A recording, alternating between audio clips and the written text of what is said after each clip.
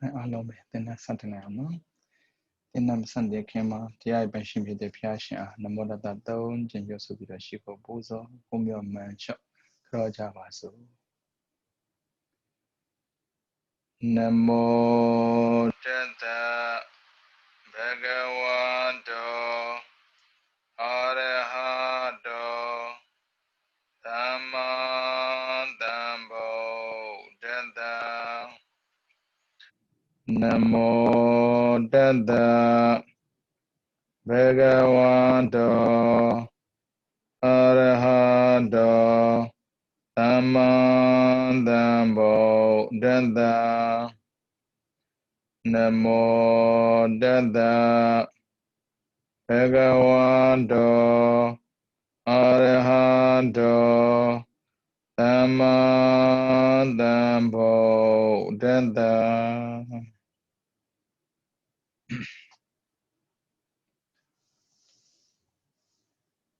တနင်္သူသင်္นานသားများအားလုံးမင်္ဂလာပါဒီနေ့2020ပြည့်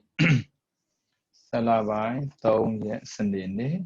ဝိသုဒ္ဓိမေပရမစင်စာအုပ်စာမျက်နှာ384တထာဒေဝမနုဿာနဂုံတော်တဲ့ဘုရားဂုံတော်9ပါးမှာ9ခုမြောက်ဂုံတော်ပေါ့ဘုရားရှင်မှာဂုံတော်ကတော့အမြောက်များရှိပါတယ်ပြီးတော့ဘုရားရှင်တွေရဲ့ဂုံတွေကိုတဲ့ပြမဂရေရှာဂရေနဲ့အသက်ထက်ဆုံးချီးမွမ်းမဲ့ဆိုတော့မှချီးမွမ်းလို့မကုန်နိုင်ဘူးတဲ့ရှင်ဘုရားရေမလွန်လုံးဘူးလားပြောပါလိမ့်မယ်ဗမာနိုင်ငံမှာတောင်မှလေဘွဲတွေအများကြီးရတဲ့ဘုန်းကြီးရှိတယ်ကိုကအဲ့ဘွဲတွေအကုန်မပြောနိုင်ဘူးဒါမှရတဲ့လူမရှိဘူးလားဆိုရှိတယ်ကိုကသာမရတာရတဲ့လူတော့ရှိတာပဲတဘုံအတွင်းမှာတောင်မှလေဘွဲတွေကိုအများကြီးရတဲ့ပုံကိုယ်တွေရှိသေးတာပဲလေးသိခြင်းတဲ့ကဘာတသိန်းအတွင်းမှာကျင့်ခဲ့တဲ့အကျင့်ဖြစ်ခဲ့တဲ့ပါရမီကြောင့်ရတဲ့ဂုဏ်တွေကတော့ဘယ်ရည်တွက်လို့ရပါမလဲဒါဆိုရင်ဘာဖြစ်လို့ကိုးပါးနဲ့ပြောတာလဲထင်ရှားလွန်းလို့ပြီးတော့မှတ်သားရလွယ်ကူလွန်းလို့အဲ့ဒါကြောင့်ဘုရားရှင်ဂုဏ်တော်ကို9ပါးတည်းထုတ်ပြောတာပါအဲ့ဒီ9ပါးထဲမှာခုနံပါတ်ခွန်တထာဒေဝမနုဿတထာကဆရာတဲ့ဒေဝကနတ်မြမာမနုဿကလူတဲ့တထာမြေပုံတဲ့မျက်မှောက်အကျိုးစီးပွားတမလွန်အကျိုးစီးပွားနိဗ္ဗာန်ဆိုတဲ့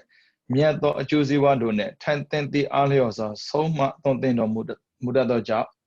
ဆရာတထာလို့ခေါ်ပါတယ်တဲ့ဟုတ်တယ်ဗျဘုရားလေဆုံးမတဲ့နေရာမှာသိကျွမ်းကျင်လွန်းတယ်တချို့ပုဂ္ဂိုလ်တွေကဒီဘဝမှာချမ်းသာခြင်းတဲ့ပုဂ္ဂိုလ်တွေရှိတယ်အဲ့ဒီပုဂ္ဂိုလ်တွေချမ်းသာခြင်းနဲ့ဆိုရင်လည်းပဲချမ်းသာတဲ့နိလန်းကိုပေးတယ်ပြီးတော့တချို့ကြတော့နောင်ဘဝစိတ်ချရအောင်ဆိုပြီးတော့ဘာတွေလုပ်ရင်ရမလဲဘာတွေလုပ်ရင်ကောင်းမလဲဖျက်ရှင်စီသွားပြီးတော့မေးလေရှိတယ်အဲ့ဒီပုဂ္ဂိုလ်တွေဆိုရင်တော့နောင်ဘဝအတွက်ပေါ့တချို့ပုဂ္ဂိုလ်ကြတော့ခန္ဓာနဲ့ပတ်သက်ပြီးဒုက္ခကိုကြောက်တဲ့အတွက်ခန္ဓာကင်းပြီးတဲ့နိဗ္ဗာန်ကိုရောက်ခြင်းတဲ့ဆန္ဒရှိကြတယ်အဲ့ဒီပုဂ္ဂိုလ်တွေကဘုရားစီကိုသွားပြီးမေးတဲ့အခါမှာဘုရားကလည်းပဲနိဗ္ဗာန်ထိရောက်အောင်နိလန်းကိုပေးနိုင်စွမ်းရှိတယ်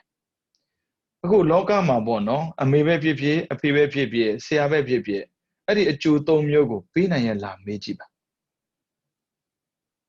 ပိဿုပန်ဘဝမှာကြည်ဘဝဗုဒ္ဓမှာမနေရောက်ခံရတာသူတို့ကိုယ်တိုင်ချမ်းသာဖို့တော်တော်ရုံးရတယ်ဟုတ်ပြီချမ်းသာပါပြီတဲ့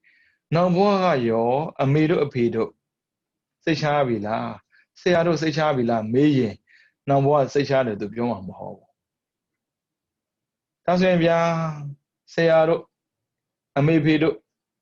စိတ်ချအောင်ဆိုရင်တော့မှကျွန်တော်ကိုစိတ်ချအောင်နည်းလမ်းတွေပေးပါလားဗျာမင်းကွာကြံကြံဖန်ဖန်ငါတောင်မှစိတ်မချတဲ့ဘဝငါတောင်မှနည်းလမ်းမသိတဲ့လူမင်းကိုပေးဖို့ဆိုဘယ်ဖြစ်နိုင်ပါမလဲဒီလိုပြောမှာပဲအဲကြောင့်လောကမှာရှိတဲ့ပုံကိုယ်တွေဘာဖြစ်လို့ဘာသာကိုးကွယ်တာလဲဒီဘဝချမ်းသာဖို့အတွက်ဆိုဘာသာကိုးကွယ်စရာမလိုဘူးလိုကိုမလိုတာဘာသာကိုးကွယ်လို့ထမင်းစားတာမဟုတ်ဘူးလေတရှင်းပြောတာလေဘုန်းကြီးတော်ဘာနေတဲ့ဒီစကားပြောတာတော့သိစင်မပြေဘူးပေါ့ဘုရားကဘာသာကိုးကွယ်ခိုင်းတာမဟုတ်ဘူးအချစ်ကိုပြင်ခိုင်းတာလူတွေကစကားကိုတော်တော်ကိုကြံ့ကြံ့ဖန်ဖန်ပြောကြတာလေ ဘာသာကိုးကွယ်မှလူဖြစ်တာမဟုတ်ဘူးအကျင့်ကိုပြင်မှလူဖြစ်တာဒါဆိုရင်လူတွေကအကျင့်မပြင်ခြင်းဘူးဗျဒါဘာသာကြတော့ကိုးကွယ်ခြင်းနေဘာဖြစ်လို့လဲသိပြီးတဲ့နောက်မှာကိုလည်းမမြင်ရဘူးလေမြင်ရရင်တော့တမျိုးပေါ့သိပြီးတဲ့နောက်မှာမမြင်ရတော့လေဘာဖြစ်ပြောမဟုတ်တဲ့နေရာဒုက္ခရောက်တော့မှသိဆိုရင်အဲ့ဒါနဲ့ဘာလုပ်လဲဆိုတော့တမလွန်ကျိုးစည်းဘဝကိုညှို့နေပြီးတော့ဘာသာကိုးကွယ်ကြတာအဲ့ကြောင့်ဟိုကလည်းပြောထည့်လိုက်တယ်နှက်ခွန်းတဲ့ heaven and hell ဒါပဲငရဲနဲ့နတ်ပြည်နှစ်ခုတည်းအဲ့ငရဲနဲ့နတ်ပြည်ကြမှာဘာရှိတယ်သူတို့သိပုံမရဘူးငရဲနဲ့နတ်ပြည်ကြမှာလူလည်းရှိတယ်ဗျပြီးတော့လူနဲ့အတူကတိရစ္ဆာန်လည်းရှိတယ်တိရစ္ဆာန်အိမ်မှာတော့မွေးနေတာလေတချို့များလေအယူဆတော်တော်လေးမှားပေါ့လူပြောတဲ့စကားကိုကြတော့မယုံမဲ့နဲ့အိမ်မြောင်စိုးထိုးတာကြသွားယုံတယ်အဲ့ငါဘာဖြစ်တော့မလားမသိဘူးတော်ကျင့်ဖန်လူတွေအဲ့အိမ်မြောင်ကဘာမှငါးပါးတိလာကိုမရှိဘူးငါးပါးတိလာရှိတဲ့ပုံကိုယ်တွေပြောတဲ့စကားလည်းမယုံပြီးတော့လေတိလာမှာထိတ်ဆုံးမှရှိတဲ့ဘုံကြီးပြောတဲ့စကားလည်းမယုံတဲ့ပုံကိုကပြည်တဲ့တရားဖြည့်ပဲကြည်ဘုံအပြည့်ပဲကြည်ခန္ဓာပြည့်ပဲကြည်ဘာအစင်တမ်းမှမရှိတဲ့ပုံကိုယ်တွေရဲ့အတန်ကြားတာတော့မှလူကလန့်နေတာဘာဖြစ်လို့လဲမကောင်းတဲ့ကြိုးစည်းဝါရမှာဆိုလို့အဲကြောင့်လောကမှာကြည့်လိုက်ပါအလွန်ဆုံးပေါ့နော်တမန်တော်ကြိုးစည်းဘွားကိုရွတ်ဆောင်ပေးနိုင်တဲ့ပုံကိုပဲတွေ့လိမ့်မယ်နိဗ္ဗာန်အကျိုးကိုမျှော်ကိုးပြီးတော့လုပ်ပြီးတဲ့ပုံကိုလောကမှာတွေ့မှာမဟုတ်ဘူးတိုက်တဲ့ဘာသာသွားကြည့်သူပြောင်းပြောတာရှိတယ် if you find the truth accept it သစ္စာလေးပါးမြတ်တရားကိုပြပေးတဲ့ဘာသာရှင်လက်ခံလိုက်ပါတယ်တိုက်တဲ့ဘာသာသွားကြည့်မရှိဘူးသစ္စာလေးပါးဒုက္ခသမုဒယနိရောဓမဂ္ဂဟောဖို့မဟုတ်ဘူးဒုက္ခမဟုတ်ဘူးသူကဒုက္ခပဲ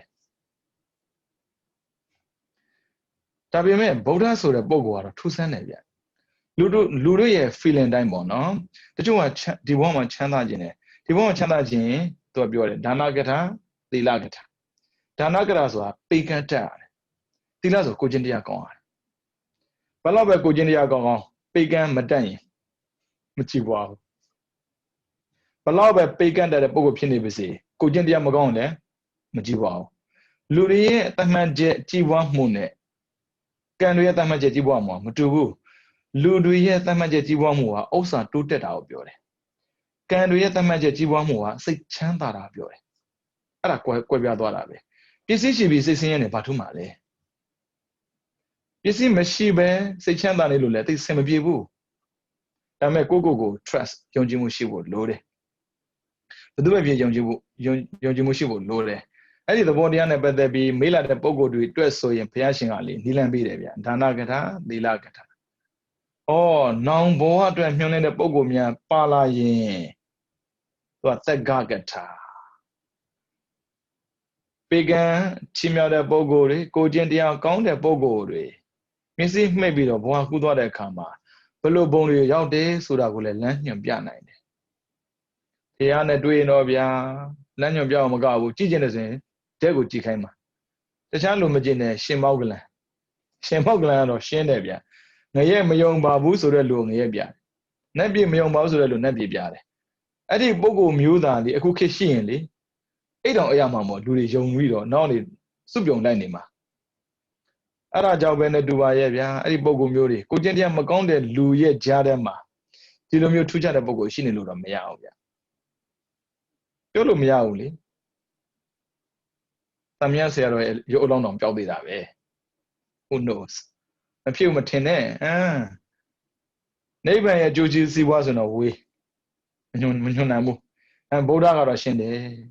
နိဗ္ဗာန်ကြိုးစီးပွားကိုမြင်ဖို့အတွက်ကာမနဲ့အာရိနဝရူပသတ္တကန္ဓာရတ္တဖောထပါယုံမှာအပြည့်မြင်တတ်ဖို့လိုအပ်တယ်တဲ့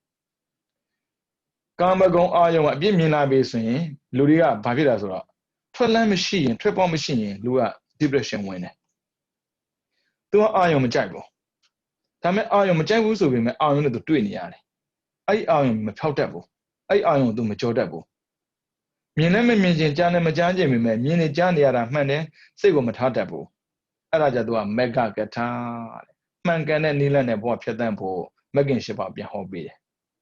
ဘယ်တော့ကောင်းလဲအဲ့ကြောင့်သူကတတ်တာပဲဥစဉ်တော်ကဆရာဖြစ်တဲ့ဆိုတာဘာမှမဟုတ်ဘူးပြောပါလောက်တဲ့ချင်းနေမဟုတ်ဘူးသူမျိုးပြောတဲ့စကားကိုအငှားပြောနေတာပဲရှိတာဘယ်တော့ပဲတရားဟောကောင်းတယ်ပြောဖះဟောတဲ့တရားဟောလို့ကောင်းတာလीမလေး ရှင်းပြရှင်းပြတာရှင်းလိုက်တာရှင်းမှာပေါ့ဖျားဟောတာကရှင်းနေလို့လေကိုပြောလို့သာရှင်းကြီးဆိုရင်ဒါဒီစာသင်စရာမှမလိုပဲနဲ့စင်ပေါ်တက်ပြောချင်ပြောကြည့်ပါလားဘလို့တော့ရှင်းပါလေသူကသာကိုရှင်းသွားမှာတခြားနဲ့မရှင်းဘူးရှင်းရှင်းလေးရဲ့အဲ့ဒါကြောင့်လူတွေကလေကြော်ကြော်ပြီးတော့ဖျားကြော်ကြော်ပြီးတော့တရားကြော်ကြော်ပြီးတော့ပုံကိုတော့မြင်နေတဲ့အဆင့်ကဘယ်တော့မှပြင်မလဲမသိဘူးတရားကုံတရားကုံတန်ခါကုံကြောင့်ဒီလိုမျိုးမှန်ကန်တဲ့အသည့်ကောင်းမွန်တဲ့ကျင့်တွေကိုပြပြနိုင်တာအဲ့ဒါကြောင့်ဖျားတရားတန်ခါမှီမဲ့ကိုကတတ်တာဆရာဖြစ်တာအလော့ဆရာဖြစ်လာတာမဟုတ်ဘူးဒါပေမဲ့ဗုဒ္ဓဆိုတဲ့ပုဂ္ဂိုလ်တော့ဗျာဘသူကမှမှီပြီးဆရာဖြစ်လာတာမဟုတ်ဘူးသူရဲ့အကျင့်သူရဲ့ပါရမီကိုမှီမှဆရာဖြစ်တာအဲဒါကြောင့်မျက်မှောက်ကျိုးစီးပွားတမန်တော်ကျိုးစီးပွားနိဗ္ဗာန်ဆိုတဲ့မြတ်တဲ့အကျိုးစီးပွားတွေနဲ့ထိုက်သင်သိအားလျော်စွာဒါကြောင့်မို့အဲ့ဒီစကားလေးကမိမ့်ပဲတရားတိုင်းတိုင်းကိုနိဗ္ဗာန်စကားမပြောဘူးတရားတိုင်းကိုလည်းပဲတမန်တော်ကျိုးစီးပွားမပြောဘူးတချို့ပုဂ္ဂိုလ်ကဒီဘဝပဲချမ်းသာကျင်တာနောက်မို့ဆိုမလိုချင်ဘူးဆိုတဲ့ပုဂ္ဂိုလ်တွေဘယ်လိုလုပ်မလဲအဲ့ဒီပုဂ္ဂိုလ်ဆိုရင်စီးပွားရေးပြောရတယ်ဒါပေမဲ့ဦးဇင်းတို့ဘုန်းကြီးတွေရတယ်ခက်တော့ခက်တာချမ်းသာခြင်းပါတယ်ဆိုတဲ့ပုဂ္ဂိုလ်ကိုလေနောက်ဘဝနဲ့တော်တာ၆တယ်အမေတို့ဗျာသေပြီးအပယ်ကြမှာပေါ့ဒီလိုသာစီစဉ်တော့သာလိုက်နေကြည့်သေပြီးမြင်အောင်သေးတယ်ဗျာအမေဒီလိုလုပ်သေးတယ်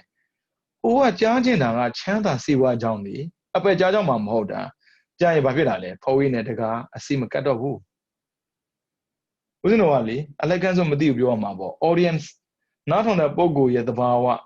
အခြေအနေကိုနားလဲပုံမရအောင်ဘုရားကြတော့ပါဏန်လုံးတယ်ဦးဇင်းတို့လည်းပဲမသိပါဘူးနောက်စာသင်တဲ့အခါဆရာကောင်းတွေတွေ့တဲ့အခါမှာ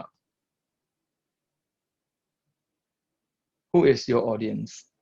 ကိုယ့်ရဲ့ပရိသတ်ကဘလို့ချင်းနေရှိတယ်ဘလို့ပုဂ္ဂိုလ်လဲဆိုချင်းနေကြည့်မှပြောတဲ့စကားပဲပြောချင်တာမပြောနဲ့အဲ့ဒါမှနည်းနည်းသိလာတာအများကြီးမဟုတ်ဘူးဘုရားကြတော့လေသိလုံးလို့ခက်နေတာအဲ့ကြောင့်တတ်တာဆရာပါပဲတဲ့ဒီဘက်ကအနုတာတတိတတ်တာဆုံးမတတ်လို့ជីវချမ်းသာကြောင်းတမလွန်ကောင်းကြောင်းနိဗ္ဗာန်ရောက်ကြောင်းနဲ့ပတ်သက်ပြီးဆုံးမတတ်လို့တတ်တာဆရာပဲတဲ့တနည်းတဲ့လှဲကုံတဲ့ပေါင်းရဲ့ဦးစီးလှဲမှုခေါင်းဆောင်နဲ့တူတဲ့အတွက်ဆရာတဲ့ဟုတ်တယ်လှဲကုံတယ်လို့ပြောရင်ဒါအရင်ခေတ်ကလှဲနဲ့ကုံတယ်လို့ရတာမဟုတ်လှဲကုံတယ်လေအခုကစီဝါရေးကြီးဝါရေးဆိုကုံတယ်ကလောက်တာ哦ကုံတယ်ကြီးများသင်းရဲ့ဥက္ကဋ္ဌလည်းဖြစ်တယ်ပြီးတော့လမ်းပြလည်းဖြစ်လို့သူ့ကိုတတ်တာတဲ့တကယ်ချမ်းသာတဲ့ပုဂ္ဂိုလ်တွေကနေပြီးတော့သူတို့ရဲ့ခေါင်းဆောင်ပြေခံဖို့ဆိုတာကသူတို့တည်းလည်းချမ်းသာနေအောင်မှသူတို့တည်းလည်းအတွေ့အကြုံများနေအောင်မှအခုလည်းဒီတိုင်းပဲလေတော်အားလုံးရဲ့ជីវအကြောင်းနဲ့ပတ်သက်ပြီးလမ်းပြနိုင်လို့တဲ့လှဲကုံတဲ့အပေါင်းရဲ့ဦးစီးလှဲမှုခေါင်းဆောင်နဲ့တူတယ်တဲ့လမ်းလည်းဖြောက်တယ်အန်ဒရလည်းကင်းတယ်စီဝါជីဝလည်းတိုးတက်စေတဲ့အတွေ့လှဲကုံတဲ့မှုနဲ့တူတာအဲကြောင့်သတ္ထာဝိယတိသတ္ထာတဲ့ကြည့်အောင်လှဲမှုခေါင်းဆောင်နဲ့တူတော်မူပုံတဲ့လှဲမှုကောင်းဆောင်ဟာတဲ့လှဲကုံတဲ့အပေါင်းကိုဘေးရန်ပေါ်တဲ့ခီးခဲကိုပဲဖြစ်ဖြစ်တကိုးဓမြရှိတဲ့ခီးခဲကိုပဲဖြစ်ဖြစ်တာရဲရှိတဲ့ခီးကိုပဲဖြစ်ဖြစ်အစာရခဲတဲ့ဂန္ဓာရခီးကိုပဲဖြစ်ဖြစ်ရင်မရှိတဲ့ခီးကိုပဲဖြစ်ဖြစ်ကိုးမြောက်ကြော်လွန်ပြီးတော့ဘေးကင်းရာအရက်တို့ရောက်စေသလိုပဲတဲ့မြတ်စွာဘုရားရှင်ဟာတရားတွေကိုသန္တရာခီးခဲကိုပဲဖြစ်ဖြစ်ဘဝတိဖြစ်ချင်းဇာတိကိုပဲဖြစ်ဖြစ်အိုမင်းရင်ရောခြင်းဇရာကိုပဲဖြစ်ဖြစ်ဖျားနာခြင်းဗျာတိကိုဖြစ်ဖြစ်သေဆုံးခြင်းမရဏကိုဖြစ်ဖြစ်ကိုးမြောက်ကြော်လွန်စေခဲ့ပြီတဲ့ဒါကြောင့်မြတ်စွာဘုရားရှင်ဟာလှဲမှုခေါင်းဆောင်တဲ့တူတဲ့အနာနဲ့ပတ်သက်ပြီးကင်းစေတယ်လို့ပြောရင်လူတွေကယုံမှာမဟုတ်ဘူးဘယ်ယုံလဲသူတို့ကိုယ်နဲ့အစာစားမှပြီးတော့ဆေးတော့မှယောဂပြောက်တယ်လို့တွေးတဲ့ပုဂ္ဂိုလ်ကိုစိတ်ကြောင့်ရုပ်ဖြစ်တဲ့ဆိုတာနားလည်တဲ့ပုဂ္ဂိုလ်တယောက်အနေနဲ့တရားနဲ့ကုစားလို့ရတယ်ဆိုတာကိုယုံကြည်တယ်ဗျရှင်မောဂလန်တို့ရှင်မကတ္တပတို့ဖရာတို့ကိုယ်တိုင်ကတခြားနဲ့မကုစားဘူးတရားနဲ့ကုစားတယ်ဘောဇဉ်တော့ကြည့်ပေါ့ဘောဇဉ်တော့မှာဆိုရင်ရှင်မောဂလန်လည်းပါတာပဲပြီးတော့ရှင်မကတ္တပလည်းပါတာပဲ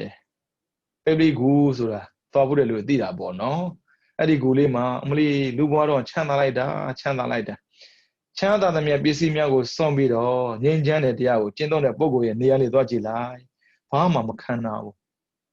အမြင်နေနဲ့မခံနာပေမဲ့ဘဝတော့သိခံနာတယ်ဗျသူတို့ရဲ့သွားရလမ်းကဖြောက်တန်းနေတာလေဒါပေမဲ့ခန္ဓာရထားတဲ့ပုဂ္ဂိုလ်တွေဟာခန္ဓာရဲ့ဓာတ်ကိုခံရတာထုံးစံပဲအပူအေးကြောက်လားအစားအသောက်ကြောက်လားအနေထိုင်ကြောက်လားမသိနိုင်ဘူးဩယောဂဖြစ်ပါလေရောဗျာရှင်မကတ္တဝယောဂဖြစ်တော့စေသွားမကူပေးဘူးဘောဇင်တုတ်ကိုရွတ်ပေးတာအဲ့တော့ကတ္တပဘောဇင်ကိုခေါ်တယ်ပြီးတော့ဘုရားရှင်ကိုယ်တိုင်နေမကောင်းဘူးအဲ့ဒါနဲ့ရှင်သာရိပုတ္တရာရဲ့ညီစုံဓမထေကိုရုတ်ခိုင်းတယ်အဲ့ဒါလည်းပဲယောဂပျောက်တယ်ရှင်မောင်ကနေမကောင်းတော့လေဒီတိုင်းပဲဒါကြောင့်မို့ခန္ဓာကိုလေအပြင်ကဆေးနေပဲကိုယ်စိတ်မကူးနဲ့အောင်အတွင်းမှာရှိနေတဲ့စိတ်ဆိုတဲ့ဆေးနေလည်းပဲကိုကြည့်ရတယ်အခုကူးမြောက်ပြီလေဒါကြောင့်ဇာတိလည်းမရှိဘူးစရာလည်းမရှိဘူးဗျာတိလည်းမရှိဘူးမရဏလည်းမရှိဘူးတဲ့အဲ့ဒီမှာခဲဆုံးခရီးကတော့မရဏသိခြင်းဆိုတဲ့ခရီးပဲနေခြင်းဆိုတဲ့ခရီးဘယ်လောက်ခက်ခဲတယ်ပြောသိသွားတာမဟုတ်တဲ့တွေ့ခံသာသေးတယ်တကူတော့ရှိတာပေါ့လေလုံးဝမခံနိုင်တော့ဘူးဆိုရင်သိရင်သက်သာမှာပဲလို့တွေးလာတဲ့ပုံကိုဆိုရင်တော့သိခြင်းကိုတန်းတတ်လိမ့်မယ်ဒါပေမဲ့သိရင်မသက်သာဘူးလက်ရှိကြုံနေတဲ့ဒုက္ခကိုတောင်မှမကြော်နိုင်ပဲနဲ့နောက်ထပ်ကြုံလာမဲ့ဒုက္ခကိုကြော်ဖို့ဆိုတာဖြစ်မှမဖြစ်နိုင်တာဟုတ်အဲကြောင့်မမြင်ရတဲ့ဒုက္ခကိုတန်းတတ်ပြီးကြော်ခြင်းနဲ့စိတ်မမွေးနဲ့တွေးနေရတဲ့ဒုက္ခကိုသာကြော်နိုင်အောင်ကြိုးစားအခုနီးကိုပြီးတယ်လေရှင်များရဲ့အိုတဲ့ဒုက္ခနာတဲ့ဒုက္ခကြော်လို့မှမရတာရတာပေါ့တစ်ခါတော့ခံလိုက်လေကြော်တယ်ဆိုတာကရှိတာလေးကိုတော့ကြော်သွားရတာပေါ့မရှိတာတော့ကြော်လို့မှမရတာဒါကြောင့်မြတ်စွာဘုရားရှင်ဟာလှည့်မှုခေါင်းဆောင်နဲ့တူတယ်တဲ့နတ်လူတို့ရဲ့ဆရာလို့ဆိုရခြင်းကြောင့်ဘာဖြစ်လို့နတ်လူတို့ရဲ့ဆရာလို့ပြောတာလဲတဲ့သတ္တဒေဝမနုဿနတ်လူတို့ရဲ့ဆရာဆိုတဲ့စကားဟာအလွန်အမြတ်ဖြစ်တဲ့သရဝါတို့ကိုပိုင်းခြားခြင်းဤအစွမ်းဖြစ်သရဝါအလုံးထဲမှာအမြတ်ဆုံးသရဝါပိုင်းခြားလိုက်တယ်ပြီးတော့ကြွထက်တဲ့ပုဂ္ဂိုလ်တွေကိုပိုင်းခြားခြင်းအစွမ်းဖြစ်ဆိုရတာဟုတ်တယ်ကြွထက်တဲ့ပုဂ္ဂိုလ်ထဲမှာဆိုနေသူကဆရာပဲသစ္စာကိုသိဖို့အတွက်သူမြည်ရတာလေပြောမှာပေါ့ပိစိကဗုဒ္ဓကြောင့်ဘယ်လိုလုပ်မလဲပိစိကဗုဒ္ဓသူမရှိခင်မှာပွင့်တာလေပြီးတော့သူပဲရတာလေသူမရဘူးပိစိကဗုဒ္ဓဆရာတော့ဆရာပဲဒါမဲ့ပြောတော့မကောင်းဘူးပေါ့နော်အလုံးတွေဆရာအစစ်တယောက်ဖြစ်မလာဘူးဗုဒ္ဓဆိုတဲ့ပုဂ္ဂိုလ်အဲ့လိုမဟုတ်ဘူးလောကမှာပေါ်လာပြီဆိုတာနဲ့မအိုခြင်းတဲ့ပုဂ္ဂိုလ်မနာခြင်းတဲ့ပုဂ္ဂိုလ်မသိခြင်းတဲ့ပုဂ္ဂိုလ်တွေချမ်းသာခြင်းတဲ့ပုဂ္ဂိုလ်တွေငြိမ်းချမ်းခြင်းတဲ့ပုဂ္ဂိုလ်တွေနိလန်းကိုအများကြီးပေးတာဟုတ်တကယ်တော့တဲ့မြတ်စွာဘုရားရှင်ကအဆုံးမှာပေးတဲ့အနေနဲ့တိရစ္ဆာန်တို့ရဲ့ဆရာလည်းဖြစ်တယ်တဲ့။ကံကြည့်တိရစ္ဆာန်တွေရဲ့ဆရာလည်းဖြစ်တယ်။တိရစ္ဆာန်တွေဟာမြတ်စွာဘုရားရဲ့တရားကိုကြားနာခြင်းနဲ့ဥပနိဒေယပစ္စည်းပြည့်စုံပြီးတော့တဲ့ဒုတိယဘဝမှာဖြစ်ဖြစ်တတိယဘဝမှာဖြစ်ဖြစ်မဲ့ဖို့တရားကိုကြားကြတယ်တဲ့။ဒီနေရာမှာဖားဘဝနဲ့မြတ်စွာဘုရားရှင်ရဲ့တရားတော်တန်ကိုကြားနာနေတဲ့အခါနွားကြောင့်သားတရားရဲ့နှင်းတန်းနဲ့ဖိထောက်ခံထားတဲ့အတွက်ဖားပေါ်မှာစုတည်ပြီးတော့နတ်ပြည်မှာနတ်သားဖြစ်ရတဲ့ဖာနသားကိုတော့ထင်ရှားတဲ့သားတဲ့ကတဲ့မန္ဒုကဂတိကသူကဖာနသားတရားနာနေတယ်ရှင်ပြရေလူတော်မှာတရားမနာတာဖားတွေကတရားနာဖို့ဆိုဖြစ်နေပါမလားကိုယ်နဲ့မနိုင်ပါနဲ့တခါကျရင်ကိုယ်နဲ့တော့နိုင်တတ်တယ်တိရစ္ဆာန်လည်းပဲစိတ်ကောင်းကြည့်တဲ့တိရစ္ဆာန်အများကြီးရဲ့ခွေးတိုင်းကြိုက်တာမဟုတ်ဘူးလူတိုင်းလည်းရိုက်တာမဟုတ်ဘူးရိုက်တဲ့လူကမိုက်လို့ပေါ့ဒီတိုင်းပဲကြိုက်တဲ့ခွေးလည်းပဲမိုက်လို့ပေါ့ခွေးတိုင်းကြိုက်တဲ့ထင်မှားသွားမှာပေါ့ဗျအသက်ကြက်တဲ့ခွေးလည်းရှိတယ်ဗျကလေးစောက်ရှောက်တဲ့ခွေးလည်းရှိတယ်လူတက်တဲ့ခွေးလည်းရှိတယ်မတူဘူးလူထဲမှာလည်းကွဲပြားခြားနားမှုရှိတယ်လို့တိရစ္ဆာန်ထဲမှာလည်းကွဲပြားခြားနားမှုရှိတာပေါ့အခုဖာနန္ဒာဘုရားဟောတဲ့တရားလေးကိုတရားမှန်မသိပေမဲ့နားထောင်လို့သိကောင်းတာမတူတဲ့ချက်ကဥစ္စာကိုကာမရာဂနဲ့နားထောင်ရတဲ့ထက်မှတရားမပါဘူးတရားနားထောင်လို့ရှိရင်လေလောဘဖြစ်မလာဘူးဒေါသဖြစ်မလာဘူးအဲ့ဒါကတရားလို့ခေါ်တယ်အဲကြောင့်ကိုကျင့်တဲ့တရားပဲဖြစ်ဖြစ်ကိုနာတဲ့တရားပဲဖြစ်ဖြစ်ကိုလုံနေတဲ့အလုပ်ပဲဖြစ်ဖြစ်လောဘဒေါသမောဟဖြစ်စေတယ်ဆိုရင်အဲ့ဒါမတရားလောဘဒေါသမောဟကင်းစေတယ်ဆိုရင်ဒါတရားပဲတရားကျင့်နေပေမဲ့လောဘဖြစ်နေအဲ့တရားမမှန်လို့ပဲ အခုလည်းဒီတိုင်းပဲလေသူ့အနေနဲ့ဒါဖះငါ့ကိုတရားဟောတယ်လို့သိတာမဟုတ်ဘူးဖះရဲ့အတန်ကိုကြားပြီးတော့လေသူ့မှာလောဘတွေဒေါသတွေမောဟတွေဖြစ်မလာဘူးအဲ့ဒါကြောင့်ဘာဖြစ်လဲဆိုရင်နတ်ဖြစ်တာပေါ့လောဘဒေါသမောဟဖြစ်မှာတော့ဘလို့နတ်တော့ဖြစ်မှာလေဒီကနေ့ဇောစောတဲ့ကိစ္စဟိုအဲ့မှာတော့ကြောင့်သားလည်းပဲဖះရဲ့တရားလေးကကောင်းတာဟိုဗျာသူ့မှာနှိမ့်နှံလေးပါတယ်ထုံးစံပဲတော့ကြောင့်သားနှိမ့်နှံပါတာပဲလေဟိုရက်ဒီရက်ခြုံစုံနဲ့ရိုက်ရတာပဲအဲ့မျိုးရိုက်မဲ့ပုဂ္ဂိုလ်ကဒုက္ခရှာရတာဟိုဒါပေမဲ့တရားကိုသူနာမယ်ဆိုတော့ဘာလို့ ရလဲနှိမ့်နှံကိုထောက်လိုက်တာဖားပေါ်မှာသွားထောက်မိတယ်တရားရဲ့အစွမ်းဒါပေမဲ့လေနေညနာနေတဲ့ပုဂ္ဂိုလ်တွေသေပြီးအပယ်ကြမှာကြောက်နေတော့ထူးဆန်းတယ်အခုတခါလေးနာတာနဲ့လေနှက်ပြေရောက်သွားတယ်တဲ့အဲ့ဒါဖာနန္တာတဲ့ရှင်ဗျာဖြစ်နိုင်လို့လားမယုံပါပဲမယုံတဲ့ပုဂ္ဂိုလ်မှာဖြစ်နေစရာဘာမှမရှိဘူးဝိသေကိစ္စနဲ့တတ်တာဆက်ကျင်ပဲတတ်တာကယုံတာလေဝိသေကိစ္စမယုံတာလေမယုံပါဘူးဆိုတဲ့ပုဂ္ဂိုလ်တရားကိုဘယ်လိုပဲပြောယုံတဲ့အစွမ်းမရှိဘူးဒါကြောင့်ဝိသေကိစ္စဆိုတဲ့စိတ်တရားလေဝိသေကိစ္စဆိုတဲ့စိတ်မှာပဲရှင်းတယ်အဖို့မရှင်းဘူးသူကဝိသေကိစ္စစိတ်တည်းဝါတိတဲ့တန်တရားရှိတဲ့လူနဲ့တန်တရားရှိတဲ့လူပဲပေါင်းလို့ရတယ်တန်တရားရှိတဲ့လူနဲ့ဖြည့်ရှင်းတဲ့လူတော့ပေါင်းလို့မရဘူးဒါပေမဲ့တန်တရားကင်းတဲ့လူမရှိဘူးလားဆိုရှိတယ်တန်တရားကင်းကျင်တဲ့စိတ်နဲ့နားထောင်တဲ့ပုဂ္ဂိုလ်သားနေရင်တန်တရားကင်းတာလူတိုင်းတန်တရားဖြစ်တဲ့စိတ်နဲ့ချင့်ကပ်လို့တော့လူတိုင်းစီကဘာမှမရဘူးသူကထင်သိတဲ့စိတ်ပဲပေါ်လာလိမ့်မယ်အဲကြောင့်ဖရာရဲ့တရားကိုနားတဲ့ပုဂ္ဂိုလ်တိုင်းတန်တရားကင်းသလားဆိုတော့မကင်းဘူးကဏ္ဍတိုက်တဲ့စိတ်နဲ့သွားပြီးတော့လုပ်ရင်တော့တန်တရားပဲကင်းမလဲတခုတော့ရှိတာပေါ့ငါသိတဲ့အတရားမှားနေလားမှန်နေလားမှားရင်ဖယ်ဖို့မှန်ရင်ကျင့်ဖို့တွေ့သွားပြီးတော့မေးကြည့်အောင်မှာပါလေဆိုအဲ့ဒီစိတ်နဲ့သွားမင်းတော့တန်တရားကင်းတယ်ဦးဇင်းတို့ဆရာတော်တွေဆောင်းမှန်လေးရှိတယ်စာတတ်တဲ့ပုဂ္ဂိုလ်နဲ့စာမှတ်တဲ့ပုဂ္ဂိုလ်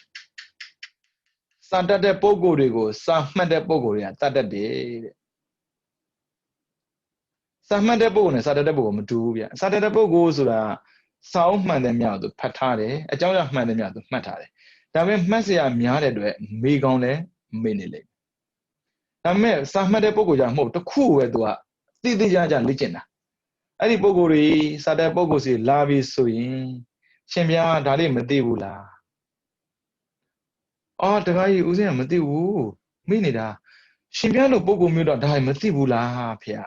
။ကံကြည့်။ तू ကတန်တရားရှင်းကျင်လို့လာတာမဟုတ်ဘူး။ तू မြောက်ကိုနှိပ်ကောက်ကျင်လို့လာတာ။အဲ့ဒါကြောင့်ဆရာတော်တွေကဦးစင်းတို့ဆုံးပါတယ်။တကားတွေမေးတဲ့စကားတိုင်းကိုမဖြေလိုက်ပါနဲ့။တကားတွေရဲ့စိတ်ကမှန်ကျင်မှမှန်လိုက်မယ်။ကိုနှိပ်ကောက်ကျင်တဲ့စန္ဒနဲ့လာတဲ့ပုဂ္ဂိုလ်တွေဆိုရင်ကိုပြောတဲ့စကားကြောင့်ကိုဒုက္ခရောက်သွားနိုင်တယ်။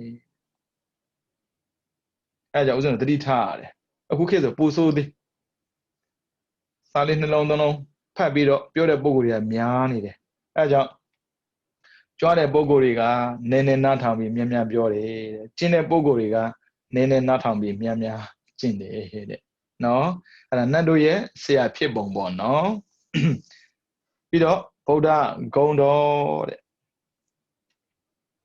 မြတ်စွာဘုရားရှင်ကအမှန်မရှိတစုံတစ်ခုသောတိဖွယ်အသွဲသောညီရန်တရားမှန်တဲ့မြတ်တို့ကို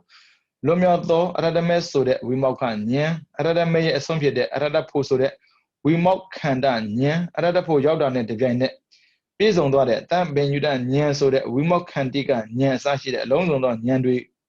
တော်တို့ရဲ့အစွမ်းအဖြစ်သိတော်မူပြီးဖြစ်ပါတယ်ဒါကြောင့်မို့ဗုဒ္ဓဆိုတဲ့အမည်ထိုးကိုရတာပါတဲ့တနည်းအားဖြင့်သစ္စာ၄ပါးမြတ်တရားကိုကိုယ်တိုင်လည်းသိတော်မူတယ်ပြီးတော့ကြောထိုက်တဲ့ပုဂ္ဂိုလ်တွေကိုလည်းပဲသိစေတယ်တွေ့လားသစ္စာတရားကိုသိစေတာလေကြောထိုက်တဲ့ပုဂ္ဂိုလ်ပဲသိစေတာဒုက္ခသမုဒယနိရောဓမေဃကိုလူတိုင်းမဟုတ်ဘူးအာရဘုရားမဟုတ်ဘူးချမ်းသာခြင်းတဲ့ပုဂ္ဂိုလ်တွေကိုဒါနကထာသီလကထာဟောတယ်ဆိုပြောပြီးပြီလေလှုပ်ခြင်းတဲ့ပုဂ္ဂိုလ်မှာသစ္စာတရားဟောတယ်အဲဥစဉ်တို့တတိထားရတာပေါ့နော်လူတိုင်းကိုနိဗ္ဗာန်စကားပြောလို့မရတယ်လို့လူတိုင်းသစ္စာတရားပြောလို့မရဘူးသူတို့နဲ့တင့်တော်တဲ့စကားပြောပြရတယ်နည်းနည်းတော့ကျွမ်းကျင်ဖို့လိုတာပေါ့နော်အကဲခတ်တတ်ဖို့လည်းလိုတာပေါ့ သူကဘယ်ဘက်ကိုဥတည်ပြီးပြောချင်တာလဲလောကီလားလောကုတ်လားလောကုတ္တမ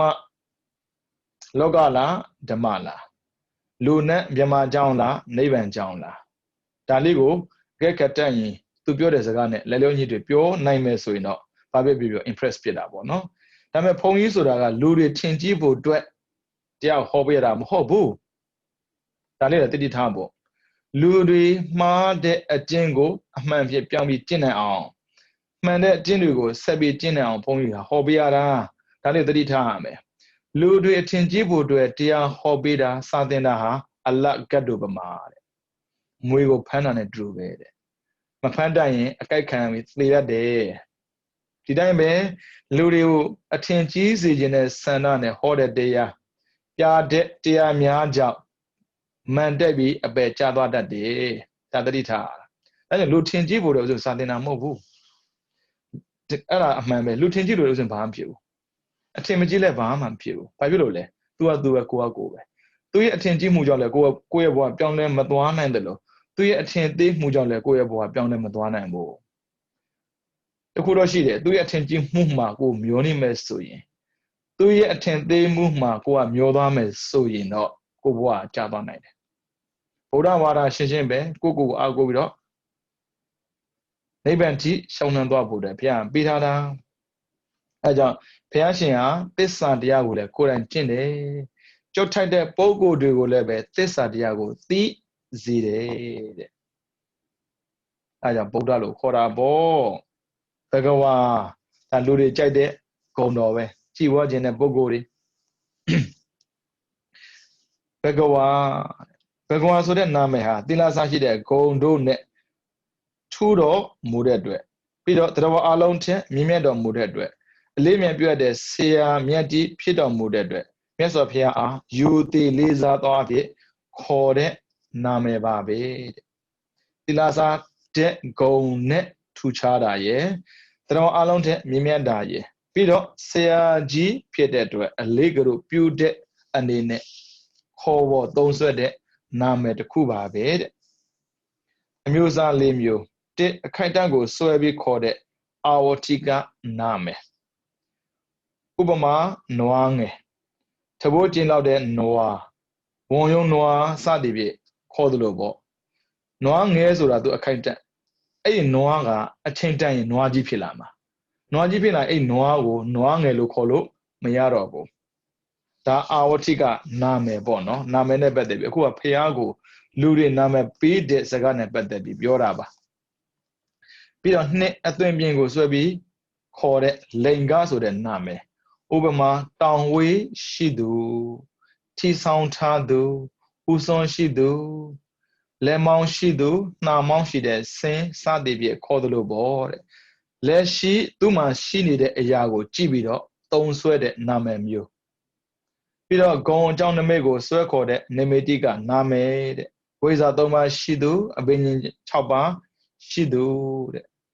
တရားအနည်းကိုမငဲပဲနဲ့အကြောင်းကိုကြော်လွန်ပြီးခေါ်တဲ့အဋ္ဌသမုပ္ပါဒနာမည်ဥပမာ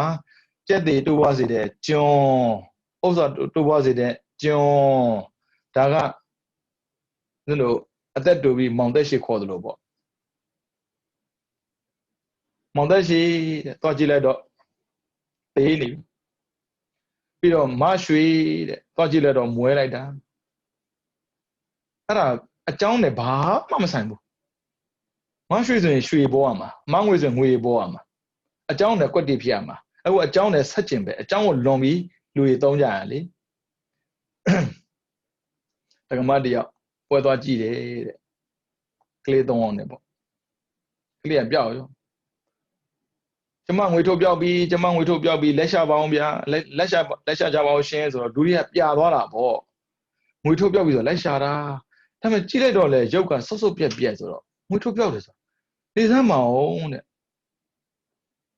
နင်းငွေထုတ်ပြောက်တယ်ဆိုဟုတ်လို့လားကွာတဲ့မှန်တယ်ကျမငွေထုတ်အစ်ပြောက်တာနေစမ်းမအောင်မင်းငွေထုတ်ပြောက်တယ်တာပြောတာမင်းကြည့်ရတာအဝတ်စားဆုတ်ပြက်နေတာပဲမဟုတ်ဘူးရှင်တဲ့ကျမငွေထုတ်ဆိုတာသားလေးရဲ့နာမည်ပြောတာပါတဲ့ဟာမင်းကျန်ဖန်ကွယ်ဘာဖြစ်လို့မင်းသားကိုငွေထုတ်လို့ပေးတာလဲကျမဘွားကလေချမ်းသာမဲ့ခြင်းတွေရှိပုံမရဘူးရှင် မွေးခဲ့တဲ့ကဆင်းရဲတာတဲ့မချမ်းသာမဲ့တူတော့ကျမသားရဲ့နာမည်ကိုငွေထုတ်လို့ပေးထားတာတဲ့ကြံသေးတယ်ဟိုမှာရွှေထုတ်တဲ့အိမ်မှာကြံတာဗရမ ्या ထုတ်ပြီးရောပါတော့လို့ရသေးလေအဲ့ဒါအကြောင်းတရားကိုကြော်လွန်ပြီးတော့ပေးတာနာမည်ကြည့်ပါလားကျက်တီကိုတိုးပွားစေတဲ့ကျွန်းဆိုမှတော့ဘလို့ကျက်တီတိုးပွားမှာလဲကျက်တီကျုံမှာပေါ့ဒီတိုင်းပဲဥစ္စာတိုးပွားစေတဲ့ကျွန်းတဲ့ကြံကြံဖန်ဖန်တတိယသာဥစ္စာကိုတိုးပွားအောင်လုပ်လို့ရတာလေအဲ့ဒါအကြောင်းကိုကြော်ပြီးတော့ပေးတာနာမည်လူဒီမှာလည်းရှိတယ်လေမောင်လူလှတဲ့နာမည်မောင်လူလှမလေးဗျာဟုတ်ပြီနော်နာမည်၄မျိုးဟုတ်ပြီနော်ဘာလဲဆိုတော့နံပါတ်1အာဝတိကအခိုက်အတန့်ကိုဆွဲတဲ့နာမည်နံပါတ်2အသွင်ပြင်ကိုဆွဲပြီးခေါ်တဲ့နာမည်နံပါတ်3ဂုံအကြောင်းကိုဆွဲပြီးခေါ်တဲ့နာမည်နံပါတ်4အကြောင်းကိုကြော်ပြီးခေါ်တဲ့နာမည်ဆိုတော့နာမည်၄မျိုးရှိတယ်တဲ့အဲ့ဒီနာမည်၄မျိုးထဲမှာတဲ့ဘဂဝါဆိုတဲ့နာမည်ကဂုံအကြောင်းနမိတ်ကိုဆွဲပြီးခေါ်တဲ့နိမိတိကနာမည်မျိုးစားဖြစ်ပါတယ်တဲ့အမေတော်ခမီးတော်ဆွေမျိုးတော်စတဲ့နာမည်တွေခေါ်ထားတဲ့နာမည်မဟုတ်ဘူးအမေကနာမည်မှတ်ထားတာမဟုတ်အဖေကနာမည်မှတ်ထားတာမဟုတ်ဘူးအမေပြနာမည်မှတ်တာကတိတ်တထားအဲ့ဗုဒ္ဓဆိုတဲ့ဂုံတော်ဘဂဝါဆိုတဲ့ဂုံတော်ကလေအမေပေးထားတာမဟုတ်အဖေပေးထားတာမဟုတ်ဘူးသူရဲ့စွန့်အင်ကြောင့်ရတာဟုတ်ပြီနော်ဘဂဝါဆိုတဲ့နာမည်ကဘာမျိုးစားလေတဲ့မေးတယ်ဗျာနာမည်၄မျိုးကိုအဲ့ဒါ62ကမိထားတယ်နော်မဟာနိဒေသလားဘဂဝါမြေပုံဂုံကြောင်းနမိတ်ကိုပါတဲ့ဘဂီဘဇီဘာဂီဝိဘတ်တဝါအကာတိဘေကံဂရုဘေဂျဝါသူဘာဝိတတဘုံတကဆိုပြီးတော့ကိုမျိုးပေါ့နော်ဘဂီအိတရိယစတဲ့ဘုံတော်6ပါးနဲ့ပြည့်စုံတော်မူတော့မူတဲ့အတွက်ဘဂဝါဘဂဝါရဲ့အိဗယ်ကိုပေါ့နော်အိတရိယစတဲ့ဘုံတော်6ပါးနဲ့ပြည့်စုံလို့တဲ့ဘဇီစိတ်ဉာဏ်မှာဇံအပိညာမဲ့ဖို့တရားထူးသို့ကရောက်တော်မူသောကြောင့်ဘဂဝါတဲ့ဒီဘဂဝါကြတော့အိဗယ်မတူဘူးစိတ်ဉာဏ်တဲ့နေရာမှာဇံဝင်စားမယ်အပိညာသုံးပြုမယ်မဲ့ဖို့တွေကိုကျင့်သုံးနေမယ်ဆိုရင်ဒါလည်းဘဂဝါပဲတဲ့ပြီးတော့ဘာဂီပစ္စည်းလေးပါးနဲ့အထရတာစတဲ့ဇံဝိမကစတဲ့အဖို့ရှိတော်မူတဲ့အတွက်ဘဂဝါပစ္စည်းလေးပါးဆိုချမ်းသာတာပေါ့ဗျာအထရတာစတဲ့အရာဆိုတာပညာတတ်တယ်ချမ်းလည်းချမ်းသာတယ်ပညာလည်းတတ်တယ်ပြီးတော့ဇံနဲ့ရှိတဲ့ပုဂ္ဂိုလ်ကိုဘဂဝါလို့ခေါ်တာဘာဖြစ်လို့ဆိုဘာဂီဆိုတဲ့စကားလုံးရပြီးတော့ဝိဘတ်တဝါတရားယတနာကိုဝေဖန်ဟောကြားတော်မူတတ်တဲ့အတွက်ဘဂဝါတဲ့အကာတိဘေကံရာဂစတဲ့ဖြစ်စီခြင်းကိုပြုတော်မူပြီးဖြစ်တဲ့အတွက်ဘဂဝါတဲ့ရာဂဒေါသမောဟစရှိတဲ့ကိလေသာတွေကိုဖြစ်စီပြီးသားမို့လို့သူ့ကိုဘဂဝါလို့ခေါ်တယ်တဲ့ဂရုတဲ့အလေးမြတ်ပြုအပ်တဲ့ဆရာဖြစ်လို့ဘဂဝါတဲ့ပြီးတော့ဘဂဝါဒါနသီလစတဲ့အထွတ်ထိပ်သို့ရောက်တော်မူတဲ့ဘုံကံရှိလို့ဘဂဝါတဲ့တရားတာပေါ့ဖြည့်တာကိုကြည့်ပါလားပါရမီ7ပါးအပြား30ဗျာအထွတ်ထိပ်ကိုရောက်တာမို့လို့သူ့ကိုဘဂဝါလို့ခေါ်တယ်ပြီးတော့သူဘာဝိတတကာယဘာဝနာစတဲ့များစွာသောဘာဝနာစင်တို့နဲ့ကောင်းစွာပွားစေအပ်ပြီးသောသဘောရှိတော်မူလို့ဘဂဝါပြီးတော့ဘဝတကဘဝရဲ့အဆုံးနိဗ္ဗာန်သို့ရောက်တော်မူသောကြောင့်ဘဂဝါတဲ့ကိုမျိုးပေါ့နော်ကြိုက်တာကိုမှတ်ထားလို့ရပါတယ်တနည်းအထက်ကရာလာဘဂဝါမြေပုံဂုံကြောင်းနမိတ်6ပါးဘဂဝါဘုံကံနဲ့ပြည့်စုံတော်မူလို့ဘဂဝါဘဂဝါဖြစ်စီတော်မူပြီးဖြစ်လို့ဘဂဝါဘဂဣတရိယစတဲ့ဂုံတွေနဲ့ရှင်တော်မူလို့ဘဂဝါဝိဘတ်တဝါဝေဘန်ဟောကြားတော်မူတတ်လို့ဘဂဝါဘတ်တဝါစိကတ်တော်မူသောကြောင့်ဘဂဝါဘဝေတုဝန္တဂမနဘဝ3ပါးတို့၌သွားသောတဏှာကိုထွေးအံ့တော်မူပြီးဖြစ်လို့ဘဂဝါဘဝ3ပါးကကာမရူပအရူပဒီဘဝ3ပါးကိုထွေးပြီးသွားပြီကာမဆိုရင်ငရဲတိရစ္ဆာန်ပိဋ္ဌာအတုရကဲလူနဲ့ပြီးတော့ရူပဆိုရင်ရူပ16ဘုံအရူပကအရူပ4ဘုံအဲ့ဒီဘဝ3မျိုးမှာတတ်မဲ့တဲ့တဏှာကိုထွေးအံ့ပြီးဖြစ်လို့တဲ့သူ့ကိုဘဂဝါလို့ခေါ်ပါတယ်တဲ့ပြန်ရှင်းပြီးတယ်ဗျာဘဂဝါကြောင့်ဘဂဝါမိပုံမြတ်စွာဘုရားရှင်မှာလောကီလောကုတ္တရာချမ်းသာတွေကိုဖြစ်စေတတ်တဲ့ဒါနသီလစရှိတဲ့အထွတ်ထိပ်သို့ရောက်တဲ့ဗကြခေါ်ဘုံကံရှိတယ်တဲ့ ဟုတ်ကိုဗျာရှင်တေဝလေးကိုလေဘုရားရှင်ကနေပြီးတော့ဘုံကံကြီးတဲ့ထက်မှာအမြတ်ဆုံးလို့ပြောတာသူထက်မြတ်တယ်လို့ပြောတာမဟုတ်ဘူးကျန်တဲ့ပုဂ္ဂိုလ်တွေထက်မှာသူဟာအမြတ်ဆုံးဒါထုံးစံပဲလေချစ်ကျူးတာကိုဒါ appreciate လုပ်တာကိုဖះကလေဖះဖြေးမှာဘုံကံကြီးတာမဟုတ်ဘူးမွေးကလေးကဘုံကံကြီးတာနေတာလည်းမတူဘူးပြိတ္တနေနေတာကတကက်ဆက်ကျင်ပဲဦးဇင်းတို့ဘုံကံကြီးတယ်လို့ဘလို့ပဲပြောမွေးတာချင်းအားလုံးတူတူပဲဗုဒ္ဓဆိုတဲ့ပုဂ္ဂိုလ်ပြိတ္တနေနေတဲ့ကာလမွေးတဲ့ကာလမှာတူကိုမတူမွေးလဲမွေးရောဗျာအချမ်းချမ်းနဲ့ပေါ်လိုက်တာအဲ့ဒီမှာမှတကယ်ကိုပါရမီဖြည့်ပဲအာဘောကာယစံရွှေကံပစ္စည်းဥစ္စာနဲ့ကြည့်မယ်ဆိုရင်ရွှေဥကြီးလေးလုံးလူနဲ့ကြည့်မယ်ဆိုလည်းဗျာအနိကပါရမီဖြည့်ပေးမယ်ရသောဒရာပြီးတော့လိုအပ်တာကိုကူပေးမယ်အာနန္ဒာနောက်ကလိုက်မယ်သန္နာသွားလျောက်ပါမယ်ကန္တကဘာများလိုသေးလဲဘာများလိုသေးလဲဘာမှကိုမလိုဘူးဒါမွေးရပါနော်ပြောမှာပေါ့မိဘအချမ်းသာလို့အဲ့လိုပြောခံမှာဆုံးလို့လည်းတူပါရဲ့ဗျာဖះမွေးတာနဲ့ပေါ်လာဒါမဲ့ဖះပြိဋိမဆန်ပြောက်ပဲလူကြီးကပြောတတ်တာ哦ချမ်းသာမှာပေါ့ကွာသူ့ဖះဘယင်ကိုဒါမျိုးပြောမှာမဟုတ်ဘူးဖះကလေမွေးရပါယူလာတာအခုဘာမှမဟုတ်ဘူးမောဒရာကြည့်မလားဝိတ္တန္တရာကြည့်မလားသူများပေးလို့သူများကျွေးတယ်ကံတဲ့ဘဝဖြစ်တဲ့တဲ့မှာဖះလောင်ပါဘူးသူကံနဲ့သူလာတာဦးဇင်းတော်ကသာလေသူများကံမှီနေရတာဒါကြောင့်မို့သူကဒါနသီလဖြစ်တဲ့နေရာမှာအထောက်ထိတ်ဘသူကမှလိုက်လို့မမီဘူးဒါကြောင့်ဘသူကိုမှသူမှီစရာမလိုဘူးတဲ့ဒါပေမဲ့ဦးဇင်းတို့ကြတော့ကိုယ်တို့လုပ်တယ်ဆိုတော့မှသူများကိုမှီတယ်ဒီနေ့ဥပုပ်ယူမယ်မင်းယူမလားမင်းမယူတော့ငါမယူတော့ပါဘူးကွာလို့ပုံကသီလကိုအဲ့လိုလာတာဒါနလိုက်ဒီတိုင်းပဲဒီနေ့ဥပုပ်နေမကြောင်သွားအောင်ပါလားမင်းလိုက်ခဲ့မို့လားမဟုတ်ဘူးအလှငွေလေးထက်လိုက်မလို့လို့ပုံကအတော်ကိုအားနာတယ်ဒါစာမို့လို့ပြောရတာနော်ဟုတ်ကိုအဲ့ကြောင့်မို့မမီဘူးကမ်းမမီဘူးဦးဇင်းကမွေးရပါဆိုတာဒီခန္ဓာကိုသုံးလို့မရတဲ့ခန္ဓာကိုပဲပါလာတာသူတို့မှအဲ့လိုမဟုတ်ဘူးလူလဲမွေးရပါလာတယ်သစ်ပင်အားစာအစင်နဲ့တရားရဖို့အတွက်သစ်ပင်ဘောဆိုတာ body bend ပြီးတော့ဖះအနိကအကြံပေးအမတ်အနေနဲ့ရှိတာလဲကာလုဒ္ဒရာရှိသေးတယ်ဘလို့ပြည့်စုံလုံးလို့ကိုကြတော့လေကိုမိဘနဲ့လည်းမတက်ကိုညီကိုနဲ့လည်းမတက်ကိုရဲ့ဘဝကိုလက်တဲ့ဖို့ဝင်နေတာဒါကြောင့်ဒါနသီလစတဲ့အရာတွေကတကက်ထော့ထိပ်ပဲလုပ်တဲ့နေရာမှာလေဉာဏ်ဖြင့်တဲ့ဒါနဉာဏ်ဖြင့်တဲ့သီလနဲ့ဘယ်တော့မှမလုပ်ဘူးဆိုလိုတာအဓိပတိမပါပဲနဲ့ဖះလောက်ကိုမလုပ်ဘူးအထူးအဖြင့်ဂေါတမဖះဒီအဓိပတိဟာဝိမန္တာအဓိပတိအဲ့ဒါ तू ကပညာဓိကမသိပဲနဲ့လောက်တဲ့ကုသိုလ်ဆိုသူမှမရှိဘူးသိပြီးလောက်တဲ့ကုသိုလ်လည်းပဲအဓိပတိမပါဘဲနဲ့လောက်ကိုမလုပ်ဘူးတဲ့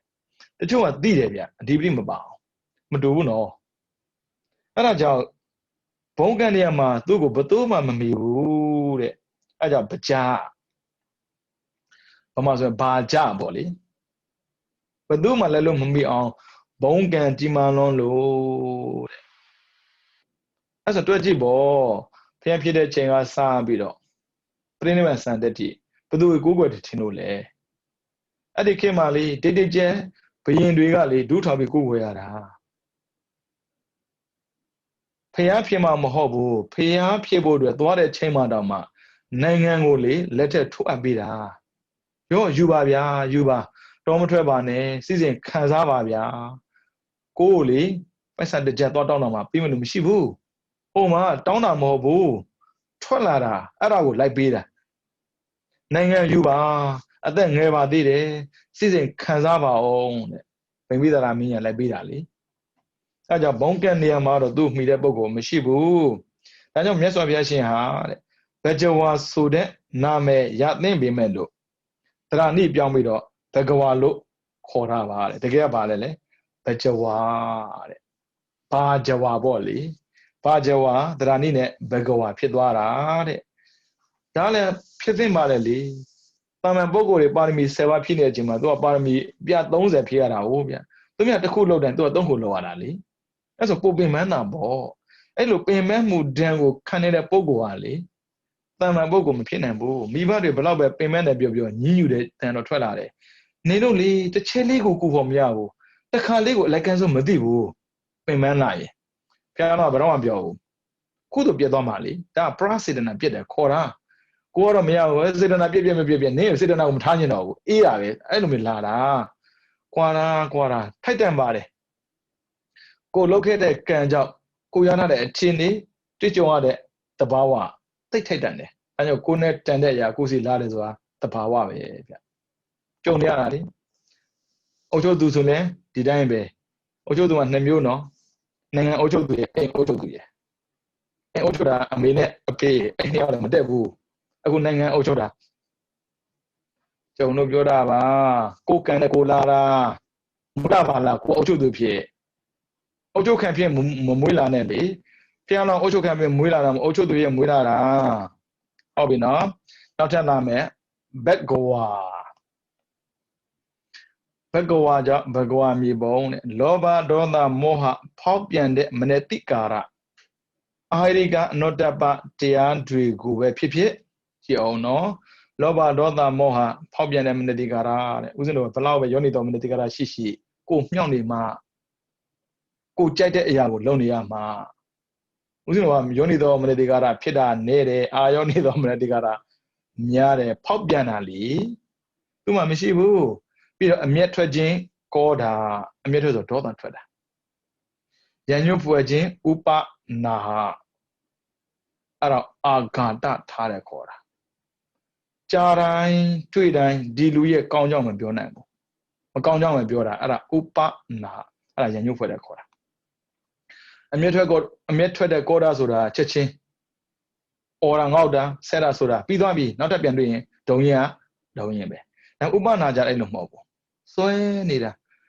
ပြောလိုက်တဲ့စကားအလုံးဟာသူ့ရဲ့ကောင်းကြောင်းမပါဘူးမကောင်းကြောင်းတွေပဲဘလောက်ပဲကောင်းတဲ့အရာတွေရှိတယ်ပြောကောင်းတော့လုံးနေဥပနာရှိရင်လေကောင်းတဲ့စကားမပြောနိုင်ဘူးအိတ်တများတာပေါ့ဗျာပြီးတော့သူကျေးဇူးကိုချီးဖြည့်ခြင်းမက်ခမရှိတာပြောတာနော်လူတွေမှာရှိတတ်တယ်သူကျေးဇူးကိုချီးဖြည့်ခြင်းမက်ခကျေးဇူးနဲ့ပတ်သက်ပြီးလူတွေကအမလီဒါဘာစနာမလို့အခုပြောတာကြားနေမှာပေါ့မသူများထောက်ပတ်လို့ရတာလေဂျပန်ကပေးတဲ့ထောက်ပတ်တွေကြောင့်ဗမာတွေကိုထောက်ပတ်တယ်ပေါ့အဲ့တဲ့ထိုင်ရောဘာတတ်နေမှာလဲကျေးဇူးချီးဖြည့်တာလူတွေလေ1000ရတာအမလီဒါပြည်သူပိုက်ဆံပဲလေပြည်သူပိုက်ဆံပေးတိုင်းပြည်သူပြန်ပေးမယ်ထင်လို့လားကျေးဇူးမကန်းနဲ့အဲကျေးဇူးချီးဖြည့်တယ်ခေါ်တာသူကျေးဇူးကိုချီးဖြည့်တာပါဠိစကားမက္ခခေါ်တယ်အသိဉာဏ်ကင်းမဲ့တဲ့ပုဂ္ဂိုလ်တွေကကျေးဇူးတင်ဖို့နေတာတဲ့ရလာတဲ့အခွင့်အရေးတောင်မှတဲ့ကျေးဇူးကန်းတဲ့စကားနဲ့ပြန်ပြောလေရှိတယ်တဲ့ပြီးတော့ဂုံမြင့်သူနဲ့ဒန်းတူဖဲပြန်ခြင်းဗမာကြီးထိတ်တန်းမှာရှိတယ်မမြင်တော့မပြိုင်ပါနဲ့မမြင်မဲ့နဲ့လေမမြင်ကန်တော့ပြိုင်တော့ကွဲပါလေရောတော့ပြိုင်တယ်ဆိုတာလေမှီမပြိုင်ပါဖားကိုတူးခြင်းဖားတော့ခုံနိုင်ဖို့လိုတယ်လေဖားကိုတူးမှာခီးယူလေအိုင်ပြဲမကောက်ဖင်းမှာကွဲအောင်မယ်အမေကြောက်ပေါ်ကြရင်ကွဲမှာပေါ့အခုအင်တာဗျူးလုပ်တယ်လေတစ်နဲ့ဒုက္ခရောက်ရောဘာမလုပ်ရဘူးဒါကြီးကဖះမှမရှိဘူးဆိုတဲ့အကြောင်းပြောပြတာလူသိမှာပေါ့အဲ့ဒါဂုံတုဂုံပြန်တာပါလဲပလာတခေါ်တယ်ပြီးတော့အိဒါမေစရိယကိုပြည့်ကိုဖုံးကွယ်လှဲစားတဲ့မာယာမရှိတဲ့ဂုံကိုဟန်ဆောင်တဲ့တာထေယခက်ထန်တဲ့ထံပါတချို့ခက်ထန်တယ်ဘသူမှလူမထင်ဘူးငါးသာပြီးငါးသာသခင်အဲ့လိုမျိုးပြီးတော့သူထက်သားအောင်ပြုပြီးတော့ချုပ်ချယ်တာအဲ့ဒါတာရံပပြီးတော့မန်တက်တာအလွန်မန်တက်တာ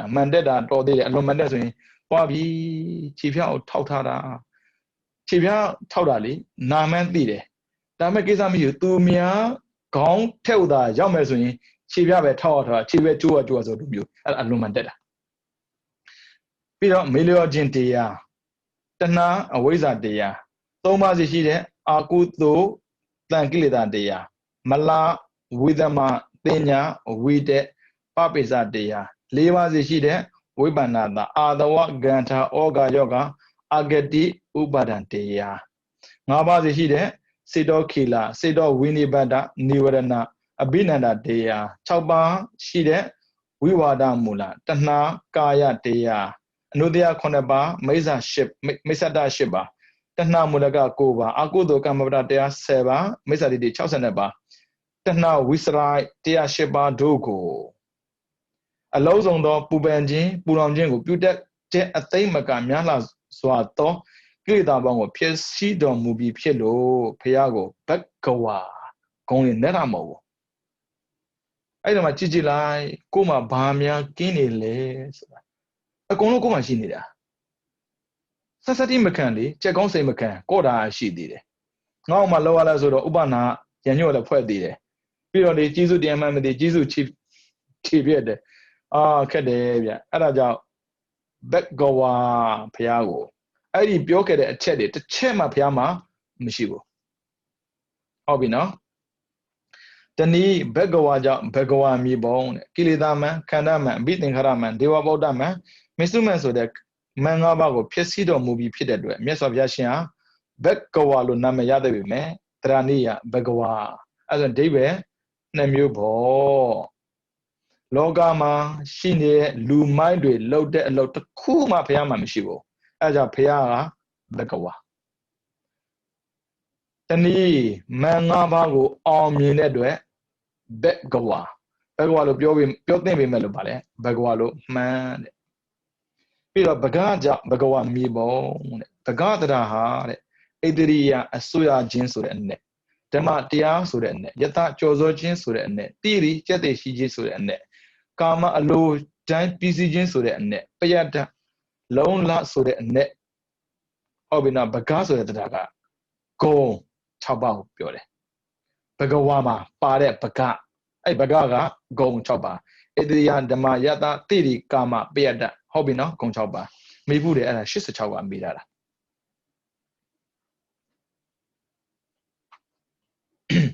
ပြီးတော့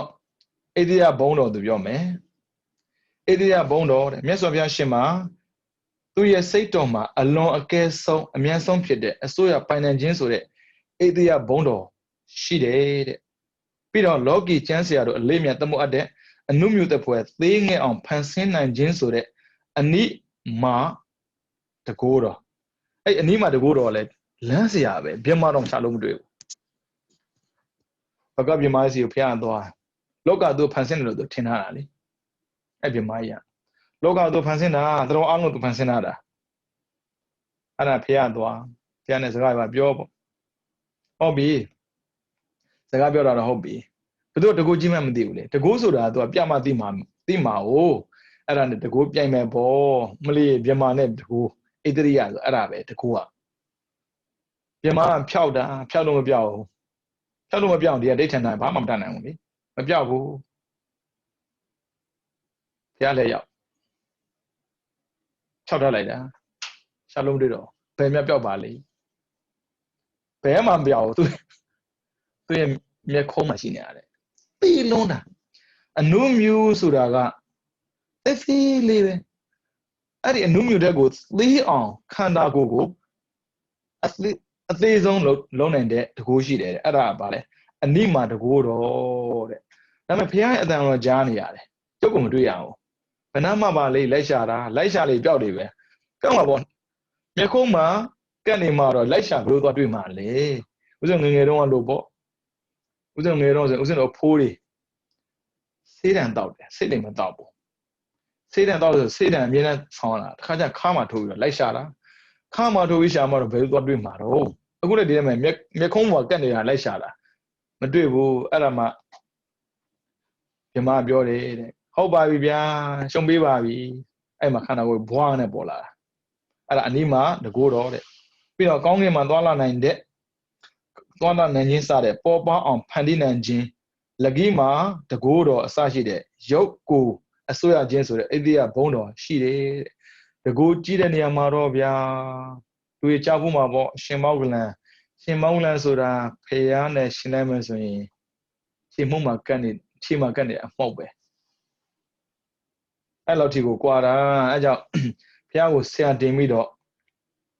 တရားနာတာပေါ့ဒါဣန္ဒြိယဘုံတော်ခေါ်တယ်အဲ့ဒီဣန္ဒြိယဘုံတော်နဲ့ပတ်သက်မေးထားတာဗျဘယ်ဟာရှာပြီးမေးထားမှမသိဘူးကြမ်းကြမ်းဖမ်းဖမ်းမေးတယ်ဗျမေးတယ်ဆိုတော့လေဖြေရမှာပေါ့ဟုတ်တယ်လေ88ကမေးထားတယ်ဗျာစာမအောင်မှာကြောက်လို့နဲ့တူပါရဲ့88ကဣန္ဒြိယဘုံတော်10ပါးထဲမှာနောက်4ပါးကိုရေးခိုင်းတယ်ဒီမှာဣန္ဒြိယဘုံတော်ကရှိတာမှာဘာမှမရှိဘူးလေပြောထားတာအဲ့နောက်4ပါးဘာဆိုတော့ပါပကံမာတဲ့အလိုရှိသောအမှုကိုပြုနိုင်ဖန်ဆင်းနိုင်တဲ့တကူတဲ့ဟုတ်ပြီနော်သူကရှေ့ကလာတာအနိမာရယ်လဂိမာရယ်အဲ့နှစ်ခုပဲသူကဖော်ပြထားတာလေကျန်တဲ့ဟာကြီးဖျောက်ထားတာဒီမှာမပါဘူးမပါတဲ့ဟာသွားမေးတာလည်းရှိသေးတယ်ဒီဆိုရစာမိုးကမေးတာလေကြမ်းကြမ်းဖန်ဖန်အဲ့ဒါနည်းနည်းရေးပေါ်ဗျာဖြည့်ခြင်းတဲ့ပုံကိုများရေးပါဣန္ဒြိယဘုံတော်10ပါးထဲမှာနောက်4ပါးတိပါကမ္မပါရချပါကပြီးတော့မနှလုံးပါကမ္မတဲ့အလိုရှိသောအမှုကိုပြုနိုင်ဖန်ဆင်းနိုင်တဲ့တကူတော်တဲ့လိုချင်တာပြောတာအားလုံးရအောင်ဖန်ဆင်းပေးနိုင်စွမ်းရှိတဲ့တကူတဲ့အဲ့ဒါပါကမ္မလို့ခေါ်တယ်ပြီးတော့နှစ်ဤတိတာတဲ့အခရာဤပေါ့လေဤတိတာဦးဇင်းစကားမပြီးနော်ကွက်တိဖြစ်နေဦးမှာဤတိတာတဲ့တိကသနော်သာသနာမှာပါတဲ့သလုံးကြည့်တင်နေနဲ့ဤတိတာတဲ့မိမိအလိုတော်သို့လိုက်စေနိုင်သောအစိုးရခြင်းတကူတော်ဘုရားရှင်ကလေဘလောက်ပဲရန်သူတွေရှိအဲ့ဒီရန်သူတွေကိုသူ့လိုကိုပအောင်ဆွဲဆောင်နိုင်စွမ်းရှိတဲ့တကူအဲ့ဒါကိုဘာခေါ်ဆိုဤတိတာမိမိအလိုတော်သို့လိုက်စေနိုင်သောအစိုးရခြင်းတကူတော်တဲ့ပြီးတော့ပြီးမပြီးတော့မသိဘူးဒီကတော့မြင်တာပေါ့နော်ပရမကပါကံမှာအလိုရှိသောအမှုကိုပြုနိုင်ဖန်ဆင်းနိုင်တဲ့တကူတော်နှစ်ဧတိတာမိမိအလိုတော်သို့လိုက်စေနိုင်သောအစိုးရခြင်းတကူတော်သုံးဝတိတာတဲ့အထွေထွေအမျိုးမျိုးတကူဖန်ဆင်းရာ၌အလိုတိုင်းနိုင်နှင်းသောဝတိဘောတကူတော်တဲ့ဒီကုနဲ့ပတ်သက်ကျွမ်းကျင်လွန်းတာပေါ့လေအထွေထွေအမျိုးမျိုးတကူဖန်ဆင်းရာ၌အလိုတိုင်းနိုင်နှင်းသောဝတိဘောတကူတော်တဲ့အဲ့ဒီမှာတကူနဲ့ပတ်သက်ချီးကျူးခန္ဓာရှင်းစုလည်းပဲရဟန္တာတော်များဣတိဝိဒတကူရှိပေမဲ့ရှင်းစုလည်းပဲမမှီဘူးတဲ့အရောက်1000လောက်ကိုပုံစံမတူတဲ့အပြင်အလုံးလည်းမတူအောင်ဖန်ဆင်းနိုင်တယ်တဲ့အရောက်1000လောက်ပေါ့လေအခုဖះရှင်ကဝတိတာတဲ့ကြက်တလောက်ပြောတကဘာလုံးဖန်ဆင်းမဲ့ဆိုရင်တကဘာလုံးမှာရှိတဲ့လူတွေရဲ့ပုံစံမတူအောင်ဖန်ဆင်းနိုင်စွမ်းရှိတယ်တဲ့အဲ့ဒါဝတိဘောနဲ့ပတ်သက်တဲ့တကူပေါ့နော်ပြီးတော့နံပါတ်4ယထာကာမဝတာယိတာတဲ့ယထပလက်တာဝန်ဘူထရှင်ဒုယထာကာမဝတာယိတာတဲ့ပါဠိလေးပေါ့လေပါဠိမရလည်းပဲမြန်မာလိုမှတ်ပေါ့အမှန်မရှိတစုံတစ်ခုသောအရာ၌အဆုံးသတ်နိုင်ခြင်းတကူတော်ဘယ်အရာမဆိုရက်စင်ရက်လို့ရအောင်အဲ့လိုဒီကိုစွမ်းနိုင်တယ်တဲ့အဲ့ဒါတကူတော်ယထာကာမဝတာယိတာတဲ့အမှန်မရှိတစုံတစ်ခုသောအရာ၌အဆုံးသတ်နိုင်ခြင်းတကူတော်တဲ့အဲ့ဒါ80ကျမ်းမိတာနော်ပြန်ပြောပေးမယ်ဣရိယာဘုံတော်10ပါးထဲမှာ2ပါးပြောင်းနေသေးတယ်နော်ဒီမှာပြတာ2ပါးလေးရယ်အနိမှာတကူတော်ရယ်ပြီးတော့လဂီမှာတကူတော်ရယ်အဲ့2ခုပဲပါတယ်ရှိတာက10ခုမေးထားတာက4ခု နှစ်ခုပြောင်းနေတယ်ဥစဉ်ပြန်ရှာမှရမှာနှစ်ခုပြောင်းနေသေးတယ်ဟုတ်ပြီနော်တိပါကံမအလိုရှိသောအမှုကိုပြုနိုင်ဖန်ဆင်းနိုင်သောတကူတော်နှစ်ဤတိတာမိမိလိုတော်သို့လိုက်စေနိုင်သောအစိုးရခြင်းတကူတော်သောဝတိတာအထွေထွေအမျိုးမျိုးတကူဖန်ဆင်းရ၌အလိုတိုင်းနာနှင်းသောဝတိဘောတကူတော်လေးယထာကာမဝတာယိတာအမှန်မရှိတစုံတစ်ခုသောအရာ၌အဆုံးသတ်နိုင်ခြင်းတကူတော်တဲ့တကူလေးမျိုးအဲ့ဒါဆိုရမေးထားတယ်88ကမေးထားတာပါဣသရိယပြီးတော့ဓမ္မလာမယ်ဓမ္မဘုံတော်တဲ့မြတ်စွာဘုရားရှင်မှာလောကုတ္တရာဖြစ်တဲ့မေဖို့နိဗ္ဗာန်တရားဆိုတဲ့ဓမ္မဘုံတော်လည်းရှိတယ်ဟုတ်တာပေါ့ဗျာတခြားလူမှလည်းရှိတာပဲသူ့မှလည်းရှိတာပဲဒါမှရှိတာရင်မတူဘူးဗျာအတော်ဆွမ်းတာကိုပြီးတော့ယတဘုံတော်တဲ့မြတ်စွာဘုရားရှင်မှာကာမအရူပအရူပဆိုတဲ့လောကသုံးခွင်ပုံပြင်မှာပြည့်နှက်ကြိုးထင်ရှားတော်မူတဲ့ဟောမှန်တဲ့ဂုဏ်တော်ကြောင့်ရရှိတော်မူတဲ့အလွန်စင်ကြယ်တဲ့ကြော်စောခြင်းဆိုတဲ့ယတဘုံတော်လည်းရှိတယ်ယတဆိုတာကကြော်စောတာထင်ရှားတာထင်ရှားတဲ့နေရာမှာကာမဘုံရူပဘုံအရူပဘုံ30ဘုံပေါ့ဗျာအဲ့30ဘုံမှာထင်ရှားကြော်ကြတဲ့ဂုဏ်လည်းရှိတယ်တဲ့ထင်ရှားကြော်ကြမှုကမတူးနော်ဒါကြောင့်သူကဟုံးမှန်တဲ့ဂုံကြောင့်တချို့ကမဟုတ်တာနဲ့ကြော်ကြတာရှိတယ်ကိုကလောက်ပြီးတော့ကြော်ကြတဲ့ပုဂ္ဂိုလ်အများကြီးမလီဦးစင်းတို့ဗမာတွေကဘာမသိဘူးထင်လို့လားဗမာနိုင်ငံသားမသိတာတချို့ဗမာတွေကိုကဘာသိတယ်မဟုတ်တာနဲ့ကြော်ကြတာလေအဲ့ဒါမျိုးတွေကဟုတ်မှမဟုတ်တာအဲ့ဒါယတမှမဟုတ်တာဒါကြောင့်ဘုရားရှင်ရဲ့ဂုံနဲ့ပတ်သက်ပြီးပြောတဲ့အခါမှာဟုတ်မှန်တဲ့ဂုံတို့ကြောင့်ရရှိတော်မူတဲ့အလွန်စင်ကြယ်တဲ့ကြော်စောခြင်းပြီးတော့တိရိတဲ့ဘုရားရှင်မှာမိမိရဲ့ရူပကာယကိုယ်တော်မြတ်ကိုဖုမြင်ရန်အားထုတ်ကြတဲ့သူတို့အားမျက်စိရဲ့ကြည်လင်ခြင်းကြည်လင်ခြင်းကိုဖြည့်စေနိုင်တဲ့ခန္ဓာကိုယ်တော်မြတ်ရဲ့အင်္ဂါကြီးငယ်အတို့ရဲ့တင့်တဲ့လှပါတပ်ပဲပြီးစက်တည်ရှိတော်မူခြင်းဆိုတဲ့တိရိဘုံတော်ဗမာတော့တိရိလို့သုံးတယ်ဗမာစကားကတိရိသုံးပေမဲ့ပါဠိအစစ်ကတော့တိရိအဲ့တိရိကတခြားမဟုတ်ခန္ဓာကိုလှပတာပြောတာစက်တည်ရှိတာတော့စက်တည်ရှိတာပဲဘုရားရှင်ရဲ့ခန္ဓာကိုယ်ကလေကြည့်တဲ့ပုဂ္ဂိုလ်ရဲ့မျက်စိကိုကြည်သွားစေတယ်တဲ့ပြီးတော့စိတ်ကိုလည်းကျေနပ်စေတယ်တဲ့ဘလောက်ပဲသူ့ကိုဆန့်ကျင်တဲ့ပုဂ္ဂိုလ်တရားအနာကိုကပ်ပြီးရောက်မကြည့်ကျင်တဲ့စိတ်မရှိဘူးတဲ့အဲတိရိကိုကြတော့မဟုတ်ဘူးနောက်တစ်ခါမတွေးကျင်ဘူးမင်းငါစီပြန်မလာနဲ့အဲ့လိုပြောလိုက်တာမှားလိုက်တာအမေဖေတွေကကိုယ်တိုင်မှားလိုက်တယ်မင်းစင်ကိုသွားတယ်မလားအမေသဘောနဲ့မင်းသွားတယ်ငါစီဘယ်တော့မှပြန်မလာနဲ့ဟိုကလည်းပြန်မလာကျင်တဲ့ကွက်တိနှစ်ခါမကြည့်ကျင်တဲ့ရုပ်ကိုပိုင်တာလေဟိုကအဲ့လိုမဟုတ်ဘူးမြင်ပြီးရင်မြင်ကျင်တာတဲ့ဒါပေမဲ့ဖះကိုမြင်ကျင်တာကလေအကုသိုလ်လည်းမဟုတ်ဘူးနော်ရာဂတော့မဟုတ်ဘူးနော်အဲ့ဒါလည်းသတိထားအောင်တဏှာတော့တဏှာပဲတဏှာနဲ့ရာဂမတူဘူးရာဂဆိုတာကတတ်မဲ့တဲ့အတွက် sexual နဲ့ဆိုင်တယ်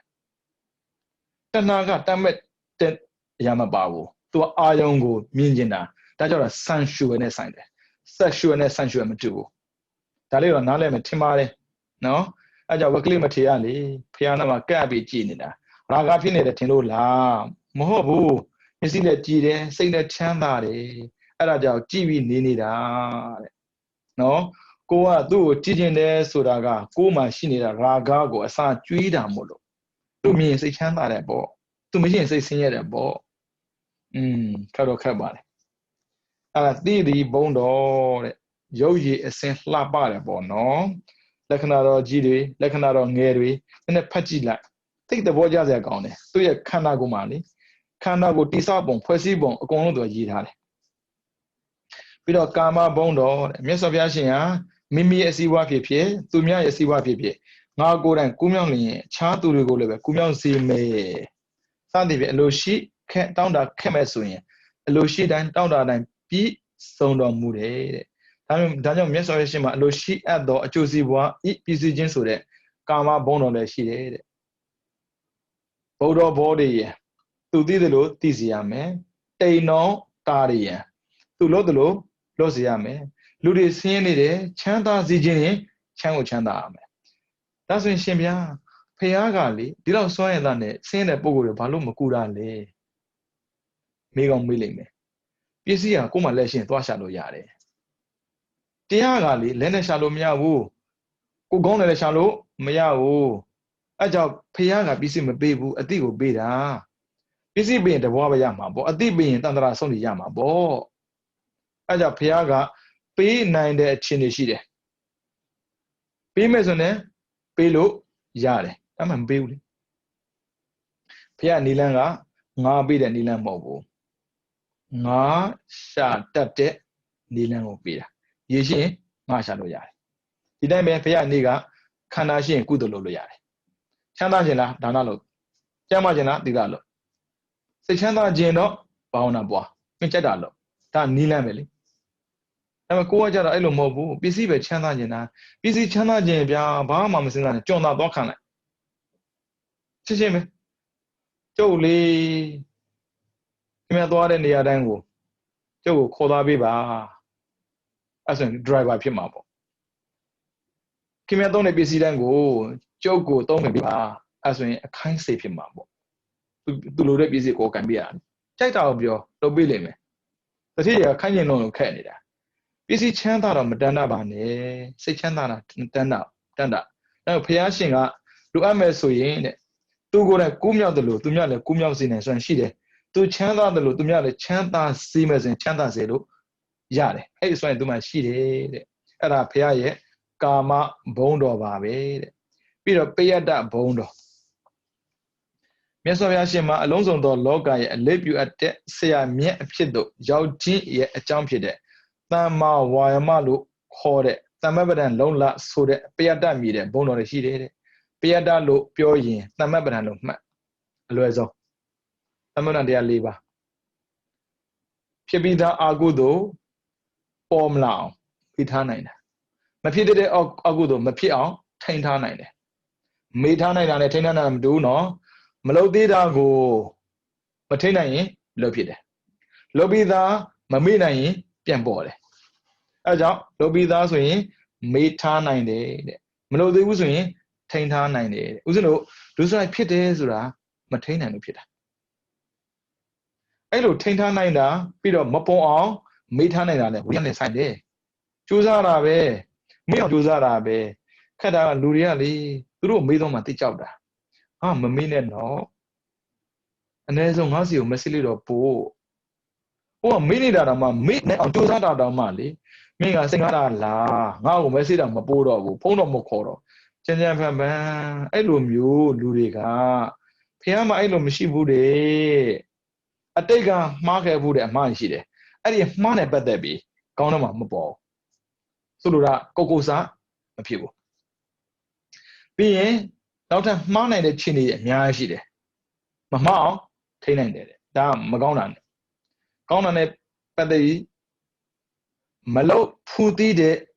Gon Yasin, Pian loaded. Lopo with a Kudozin, Oha loaded. Sulura Chana Juzare, Chana be the Lemon, Tepu Chana Bujuzai. Ada, Piada Bono, Ada. Tamaran Livago, Tempu and Tima Bono. Ada, a Pibida Agudo, Pena on, Mapidi Agudo, Mapi on. Those right Mobuna Agudo no. Pido, a Pidi de Gudo, Pia on, Pibida Gudo, Boa on, Jusa Atodago, Tamat Batan, 8 Tamabrango Bajo, Paya Dalo Core. Obina, Hilomio Piashima, Edria Damayata Tiri Kama, Piadas of the Bondo. Chauson, Bizon of Mudde, Miss of Yago, Bagawa. Obina, now we bad the Waja, Bagawa mi bone. However, Bioli, Kuma Mishide, Pia Gonigo, Payada, the Adagua, Chinu, Chinazia Babe. Piolo Miauli, the Nini de Chejema, Yode Kanjama Surine, Chondo, Boakua Mesonama, Lokabuda, Kutu Ganeshi, Pona Naveo. Momodo Matine. Pona Nave. I mean, Malo Poo, Mammy Poos and Posia John, Michiru. I got Poama, Luda Malone and Jet, without the Mego, take care, baby. Ludine, the Nampo, Cat Kere, the Amigo, not the Habibi, Coco, Confalo. Tina Loda, the download her. arrogant စကြည့်ဝင်ပြောတာမဟုတ်တော့မလေးငါပဲဘိဓမ္မာသင်တဲ့ငါပဲဝိသုဒ္ဓသင်တော့မလို့အဲ့ဒါမာနအကုသိုလ်ဖြစ်သွားတယ်အကုသိုလ်မဖြစ်အောင်ကုသိုလ်ဖြစ်အောင်သူများတွေလှုပ်ချင်ပေမဲ့မလှုပ်နိုင်တဲ့အလုပ်ကိုငါလှုပ်ခွင့်ရတယ်ငါသိက္ခာကောင်းတာ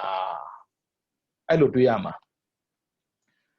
ဝိဘတ်တဝါကြောင့်ဘဂဝါမြေပုံတဲ့ကုသိုလ်အစရှိတဲ့အလုံးစုံသောတရား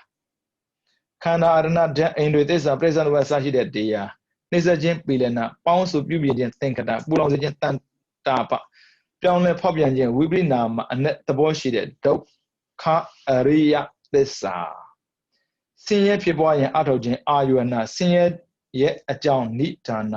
တန္တရာဆင်းရဲနဲ့ရှင်စေခြင်းတန်ယောဂမဲမရအောင်နှောက်ယှက်တတ်မြင်ခြင်းပလိဘောဓအ내ရှိတဲ့သမုဒယသစ္စာထွံ့မြောက်ခြင်းနေတရဏသင်္ခါရတို့မှာကင်းစေခြင်းဝိဝေကမပြုပြင်အပ်ခြင်းအသင်္ခတမသေးခြင်းအမတအ내သဘောရှိတဲ့နိရောဓအရိယသစ္စာဝဆင်းမှာထွံ့မြောက်ခြင်းနေယနာနိဗ္ဗာန်သို့ရောက်ကြောင်းဟေတုနိဗ္ဗာန်ကိုမျက်မှောက်ပြုခြင်းတဒနာအကျဉ်းမှုဖြစ်ခြင်းအဓိပတိယအ내သဘောရှိတဲ့အရိမေဃအရိယသစ္စာကိုမြတ်စွာဘုရားရှင်ဟာဝေဖန်ပြီးဟောထားတယ်တခုစီကြည့်မယ်ဆိုရင်ထိတ်ဆုံးကကုသိုလ်နဲ့ပတ်သက်တဲ့အရာကိုလည်းဘုရားဟောထားတယ်ခန္ဓာအရဏဓာတ်အိန္ဒြေသစ္စာပြိဿနုဘအစရှိတဲ့တရားကိုလည်းပဲဘုရားဟောတယ်ပြီးတော့ဒုက္ခသစ္စာသမုဒယသစ္စာနိရောဓသစ္စာမေဃသစ္စာကိုလည်းဘုရားဟောထားတယ်အဲ့ဒါကိုပြန်ကြည့်လိုက်ပေါ့အဲ့ဆိုရင်ကုသိုလ်ဆိုင်တဲ့ကုသိုလ်အလုံးစုံသောတရားကိုဟောမယ်ဆိုရင်တော့သိကြတာပေါ့လူနဲ့နဲ့ဆိုရင်ပြမလည်းဖြစ်ပြီပေါ့ခန္ဓာအရဏဓာတ်သစ္စာကိုဟောပြီးဆိုရင်တော့သိကြတဲ့နိဗ္ဗာန်အဲ့ဒါကိုသူကခွဲပြီးပြောပြတာနော်လူနဲ့ဖြည့်စေတဲ့အရာကိုလည်းပဲခွဲခြားပြီးဟောပြီးတယ်ပြီးတော့နိဗ္ဗာန်ရောက်ကြောင်းအကျင့်ကိုလည်းပဲခွဲခြားပြီးဟောပြီးတယ်တဲ့ဒီလိုမျိုးမြတ်စွာဘုရားရှင်ကသစ္စာလေးပါးမြတ်တရားကိုဝေဖန်ပိုင်းခြားဟောတော်မူတဲ့အတွက်အခါလို့ဆိုဝိပတ္တဝါဝိပတ္တဝါနာမယသင်ပေမဲ့လို့တဲ့လူတွေအခေါ်အတိုင်းပေါ့လေဘဂဝါလို့ခေါ်တယ်ပေါ့ပြီးတော့ဘတ္တဝါကြောင့်ဘဂဝါမြေပုံတဲ့မြတ်စွာဘုရားရှင်ဟာဒိဗ္ဗဝိဟာရဗြဟ္မဝိဟာရအရိယဝိဟာရကိုပဲဖြစ်ကာယဝိဝေကစေတဝိဝေကဥပရိဝိဝေကကိုပဲဖြစ်တုံညတဝိမောက္ခအပရိဒဝိမောက္ခအနိပိဒဝိမောက္ခကိုပဲဖြစ်လောကေလောကုတ္တရာဖြစ်တဲ့ဩဒရိမနုဿဓမ္မခေါ်အဘိညာဉ်စတဲ့တရားထူးကိုဖြစ်ချင့်ကပ်တော်မူပြီတဲ့ဘုရားမြတ်ဖူးတဲ့အရာမရှိဘူးပေါ့ဗျာပြီးတော့မနေဖူးတဲ့အရာလည်းမရှိဘူးတဲ့မိဝဲတော်မူခဲ့လေပြီအကျင့်များစွာနှလုံးသွင်းတော်မူခဲ့လေပြီဒါကြောင့်မြတ်စွာဘုရားရှင်ဟာဘတ္တဝါလို့နာမည်ရသင့်ပေမဲ့လို့ဘဂဝါဆိုတဲ့နာမည်ပေးတယ်တဲ့အဲ့ဆိုမရတာဘာမှမရှိဘူးမလုပ်ဖို့တာဘာမှမရှိဘူးမကောင်းတာပြောတာမဟုတ်တော့ကောင်းတာကိုပြောတာကောင်းတာနဲ့ပတ်သက်မလုပ်ဖို့တာဘာမှမရှိဘူးပြီးတော့ကောင်းတာနဲ့ပတ်သက်ပြီးမရတဲ့အရာဘာမှမရှိဘူးအဲ့ကြောင့်ဘဂဝါတဲ့ဘဝေတုဝန္တကမ္မနာကြောင့်ဘဂဝါမြေပေါ်မြတ်စွာဘုရားရှင်ဟာကာမရူပအရူပဆိုတဲ့ဘဝသုံးချက်ဘုံသုံးရမှာတဏှာဆိုတဲ့သွားခြင်းကိုထွေးအံစွန့်ပယ်တော်မူပြီးဖြစ်တဲ့အတွက်ဘဂဝါဆိုတဲ့နာမည်ရတာတဲ့အဲ့ဒါကြတော့ထွေးထုတ်လိုက်ပြီအစိတ်ကိုထွေးရင်အသက်ရှည်တာပေါ့အပြစ်ကိုထွေးတော့ခန္ဓာကင်းဖြစ်တဲ့နိဗ္ဗာန်ကိုရောက်တာပေါ့အဲ့ကြောင့်တဏှာကိုထွေးထုတ်တာအဲ့ဒါဘဂဝါပဲတဲ့ဒီနာမည်ရပုံနဲ့ပတ်သက်ပြီးဘဝေတုမှာဘာကိုဝန္ဒမှာဝါကိုကမ္မနမှာဂါကိုယူပြီးတော့ဘာပြောလဲဆိုရင်ဘဂဝါလို့ပြောတယ်အဲ့ဒါ grammar နေထားတယ်ကိစ္စမရှိဘူးသူဥပမာပြောလိုက်သေးတယ်မေဟနတခတ္တမာလာဆိုတဲ့ပုံမှာမေနမှာမေခတ္တမှာခမာလာမှာလာယူတော့မေခလာလို့ခေါ်တယ်လို့တဲ့ဒါ grammar ပြောတာဗုဒ္ဓနုတ္တိပွားစဉ်စိတ်အသွင်တဲ့မြတ်စွာဘုရားရှင်ဂုဏ်တော်တွေကိုအဖန်ဖန်ထက်ထက်အောင်မေ့ဆင်ခြင်နေတဲ့ယောဂီပုဂ္ဂိုလ်ရဲ့တဏ္ဍာမှာရာဂလွှမ်းမိုးတဲ့စိတ်ဒေါသလွှမ်းမိုးတဲ့စိတ်မောဟလွှမ်းမိုးတဲ့စိတ်တွေမဖြစ်တော့ဘူးအဲ့ဒီအချိန်မှာယောဂီပုဂ္ဂိုလ်ရဲ့စိတ်ဟာမြတ်စွာဘုရားကိုအာရုံပြုပြီးဖြစ်တဲ့အတွေ့ဖြောင်းမှတ်တည်ကြည်တဲ့စိတ်မျိုးဖြစ်နေပါတယ်တဲ့ဖရာဂုံကိုပွားတဲ့တွေ့စိတ်ကဘာဖြစ်နိုင်တယ်လဲတဲ့68ကမိထားတယ်ဟုတ်ပြီနော်ဘုရားကုံကိုဖန်ဖန်ထက်ထက်ပွားမယ်ဆိုရင်ရာဂလွှမ်းမိုးတဲ့စိတ်ဒေါသလွှမ်းမိုးတဲ့စိတ်မောဟလွှမ်းမိုးတဲ့စိတ်မဖြစ်တော့ဘူးတဲ့အဲ့လိုမဖြစ်တဲ့အတွက်တဲ့ချောင်မတ်တည်ကြည်တဲ့စိတ်ပဲဖြစ်နေတာတဲ့စိတ်ညစ်နေသလားဂုံတော်ပွားပါပျော်နေသလားဂုံတော်ပွားပါပ ပြောလဲကုန်တော့ဘွားပဲစိတ်ညစ်လဲကုန်တော့ဘွားပဲစိတ်ညစ်တဲ့ပုဂ္ဂိုလ်တယောက်ကုန်တော့ဘွားရင်ပျော်လာတယ်ပျော်တဲ့ပုဂ္ဂိုလ်တယောက်ကုန်တော့ဘွားရင်ငြိမ်းချမ်းတယ်ဟုတ်ပြီနော်အဲ့ဒါ68ကမိထားတယ်ဇန်အင်္ဂါများထင်ရှားဖြစ်ပေါ်ပုံတဲ့ဗုဒ္ဓနုဒတိပွားများနေတဲ့ယောဂီပုဂ္ဂိုလ်ဟာဘုရားကုံတော်များကိုညွတ်ကိုင်းတဲ့ဝိတဝိစာရတွေဟာအဆက်မပြတ်ဖြစ်ပေါ်နေတယ်တဲ့ဒီလိုမျိုးအဖန်တလဲတရားတော်ကုံတော်ကိုကြံစီသုံးသပ်နေတဲ့ယောဂီပုဂ္ဂိုလ်အားနှစ်သက်ဝမ်းမြောက်မှုပီတိတွေလည်းဖြစ်ပေါ်တယ်ဝိတဝိစာရပြီးသွားပြီအခုလာတာပါလဲပီတိဖြစ်ပေါ်တဲ့အခါပီတိလျင်နိကတ်တဲ့အကြောင်းရင်းရှိတယ်ငြိမ့်မှုပတ္တိယဖြစ်ပေါ်လာပြီတဲ့ငြိမ့်မှုဖြစ်ပေါ်လာရင်ကိုယ်ပူပန်တာစိတ်ပူပန်တာမရှိတော့ဘူးကိုယ်စင်းစိတ်စင်းကင်းတယ်အဲစိတ်စင်းနေကုန်းတော့ဘွားပါလုံးဝစိတ်မချမ်းသာဘူးလားဘုရားရှင်မှာသွားထိုင်အကောင်ဆုံးဘုရားရှင်မှာသွားထိုင်ပြီးတော့ဘုရားမျက်နှာကိုစိတ်စိတ်ကြည့်နေဒါပေမဲ့ဘုရားမျက်နှာကြည့်ရင်ဘုရားအာရုံပေါ်ရမှာနော်ဘုရားမျက်နှာကြည့်ပြီးတော့ပြဿနာကိုသွားပေါ်နေလို့မရဘူးဘုရားမျက်နှာကြည့်ပြီးတော့ဘုရားအာရုံပေါ်နေပါစေအားလုံးပျောက်သွားစေရမယ်ခက်တာလူတွေကစိတ်ဆင်းရဲပြီဆိုရင်စိတ်ဆင်းရဲကြောင်းကိုထပ်လုပ်တယ်ကိုစိတ်ဆင်းရဲတာပေါ့ဆိုလိုတာကသူ့ကြောင့်စိတ်ဆင်းရဲရင်သူ့ကြောင့်ကိုထပ်တွေးတယ်သူ့ကြောင့်ထပ်တွေးတော့ပိုစိတ်ဆင်းရဲမှာပေါ့သူ့ကိုတွေးလို့စိတ်ဆင်းရဲပါတယ်ဆိုပြီးမှသူ့ကိုမတွေးနဲ့လေခက်တာကသူ့ကြောင့်တွေးရရင်ပဲဘဝလိုထင်နေလားမသိဟုတ်ပြီလေစိတ်ဆင်းရဲခံနိုင်တယ်ဆိုရင်တောကကိုရင်ဝယ်ပိုက်ချင်တယ်ဆိုရင်တွေးပေါ့ဖះကုံကိုပွားလို့တော့ဘာမှမဖြစ်ဘူးတဲ့တောကလည်းမဖြစ်ဘူးဘယ်လောက်ထိဆိုရင်ပီတိဖြစ်ပေါ်လာတဲ့တွေ့တဲ့ငြိမ့်မှုပတ္တိပါဖြစ်တယ်တဲ့ဒါဆိုရင်ကိုယ်တွေစိတ်တွေပူပန်တာပျောက်သွားတယ်တဲ့ဗျာဒါကြောင့်ဆင်မပြေတဲ့ပုံကိုယ်တွေပွားကြည့်ပေါ့ရှင်ပြဖြစ်နိုင်လို့လားအဲ့လိုမေးတဲ့ပုံမရှိရင်လေပြန်မေးခြင်းတယ်တကားကြီးကလုံနိုင်လို့လားဖြစ်နိုင်လို့လားမင်းလုံနိုင်လို့လားမေးကြည့်ဒီနည်းတဲ့လို့မရစရာအကြောင်းမရှိဘူးတရားဆိုတာကရှင်းရှင်းတယ်တန်တတိကအကာလိကဂုံးတဲ့တဲ့ဘာမှညာစရာအကြောင်းမရှိဘူးကြံမဲဟောတဲ့တရားမဟုတ်ဘူးသက်ခါတော့ဘဂဝတာဓမ္မောလာလိမ့်မယ်နောက်ထပ်ကြံမဲဟောတဲ့တရားမဟုတ်တဲ့အတွက်ကျင့်ရင်ကျင့်တဲ့ရမှာပဲဟုတ်ပြီနော်ပူပန်မှုငြိမ်းချမ်းမဲ့ဆိုရင်ကိုချမ်းသာမှုစိတ်ချမ်းသာမှုဒုက္ခသဘောလည်းအလိုလိုဖြစ်ပေါ်လာတာပါပဲတဲ့အဲ့ဒါကိုလေချမ်းသာတဲ့ပုဂ္ဂိုလ်တွေမလုပ်တတ်တာချမ်းသာရင်မအားလို့တဲ့ဖះနာမကတရားနာမကတော့ဘူးဆင်းရဲတော့ကဖះတရားမြဲတဲ့ပုဂ္ဂိုလ်တွေချမ်းသာလာရင်မမြဲတော့ဘူးချမ်းသာပုံမြဲကြည့်ပါလားပူပန်မှုကင်းရင်တဲ့ကိုချမ်းသာမှုပစ္စည်းဥစ္စာပြည့်စုံတယ်စိတ်ချမ်းသာမှုတဲ့စိတ်လည်းချမ်းသာတယ်တဲ့ဒါကြောင့်ချမ်းသာလေးလေးကုသိုလ်မမေ့သင့်လေးလေးပဲချမ်းသာတာကုသိုလ်အကျိုးလေးကုသိုလ်မမေ့ရင်ကုသိုလ်အကျိုးထပ်ရတော့ကုသိုလ်ပွားတာပေါ့ခက်တာကချမ်းသာလေးလေးကုသိုလ်မေ့လေးလေးအဲ့ဆိုဒီဘဝမှာချမ်းသာပြီမဲ့တန်တရာမှာချမ်းသာဖို့မလွယ်ပြန်ဘူးလူတွေကတစ်ဖက်ကန်းနေလောကမှာတဲ့မျက်စိကန်းတဲ့ပုဂ္ဂိုလ်ကသုံးမျိုးရှိတယ်နှစ်ဖက်စလုံးကန်းတဲ့ပုဂ္ဂိုလ်ရှိတယ်တဲ့နှစ်ဖက်စလုံးကန်းရင်ဘာမှမမြင်ဘူးနှစ်ဖက်စလုံးကန်းဆိုတော့ဘာပြောလဲဆိုတော့စီဝါကြီးဝါကြီးလည်းမလုပ်တတ်ဘူးချမ်းသာအောင်လည်းမနေတတ်ဘူးပေါ့နော်ပြီးတော့အဲ့နဲ့ပတ်သက်ပြီးအသီးလည်းမရှိဘူးတဲ့စီဝါအစမပြေဘူးဆိုတော့မှတရားအသီးလေးရှိရင်ကိုတတော်တတ်ဖြစ်အောင်နှစ်သိမ့်နိုင်စွမ်းရှိသေးတယ်သူများနှစ်သိမ့်လို့ကျင့်တတ်တဲ့ဆိုတာကိုနှစ်သိမ့်လို့ကျင့်တတ်တာတော့မရှိဘူးဒါပေမဲ့လူတွေကသူများနှစ်သိမ့်တာကိုသိခံကျင်တာကိုယ့်ရဲ့ခံစားမှု तू မှမသိပဲနဲ့မျက်ရည်ကျတော့ကြည့်ပြီးတော့ तू ကသနာရင်သနာနေမှာဘာကြောက်ကြတယ် तू မသိဘူးလေဒါပေမဲ့ကိုကတော့သိတယ်ကိုကဘာကြောက်ကြတယ်ကိုသိရင်ကိုနှစ်သက်တတ်အောင်လှုပ်ထားတယ်နှစ်သက်တတ်အောင်မလှုပ်ထားရင်ဘယ်သက်တာမလဲနံပါတ်1ပုဂ္ဂိုလ်ဟာတဲ့မစ္စည်းနှစ်ဖက်ကန်းနေတဲ့တွယ်တဲ့တစ်ကိုလည်းဆင်းအောင်လုပ်ရရောက်တယ်နှစ်စိတ်လည်းဆင်းအောင်လုပ်ရရောက်တယ်တဲ့ဒါပေမဲ့နံပါတ်2ပုဂ္ဂိုလ်ကြတော့တစ်ဖက်ကန်းတဲ့တစ်ဖက်ကန်းက2ယောက်ရှိတယ်မတူတဲ့ချက်ကတယောက်ကစီဝါမျက်စိကန်းတယ်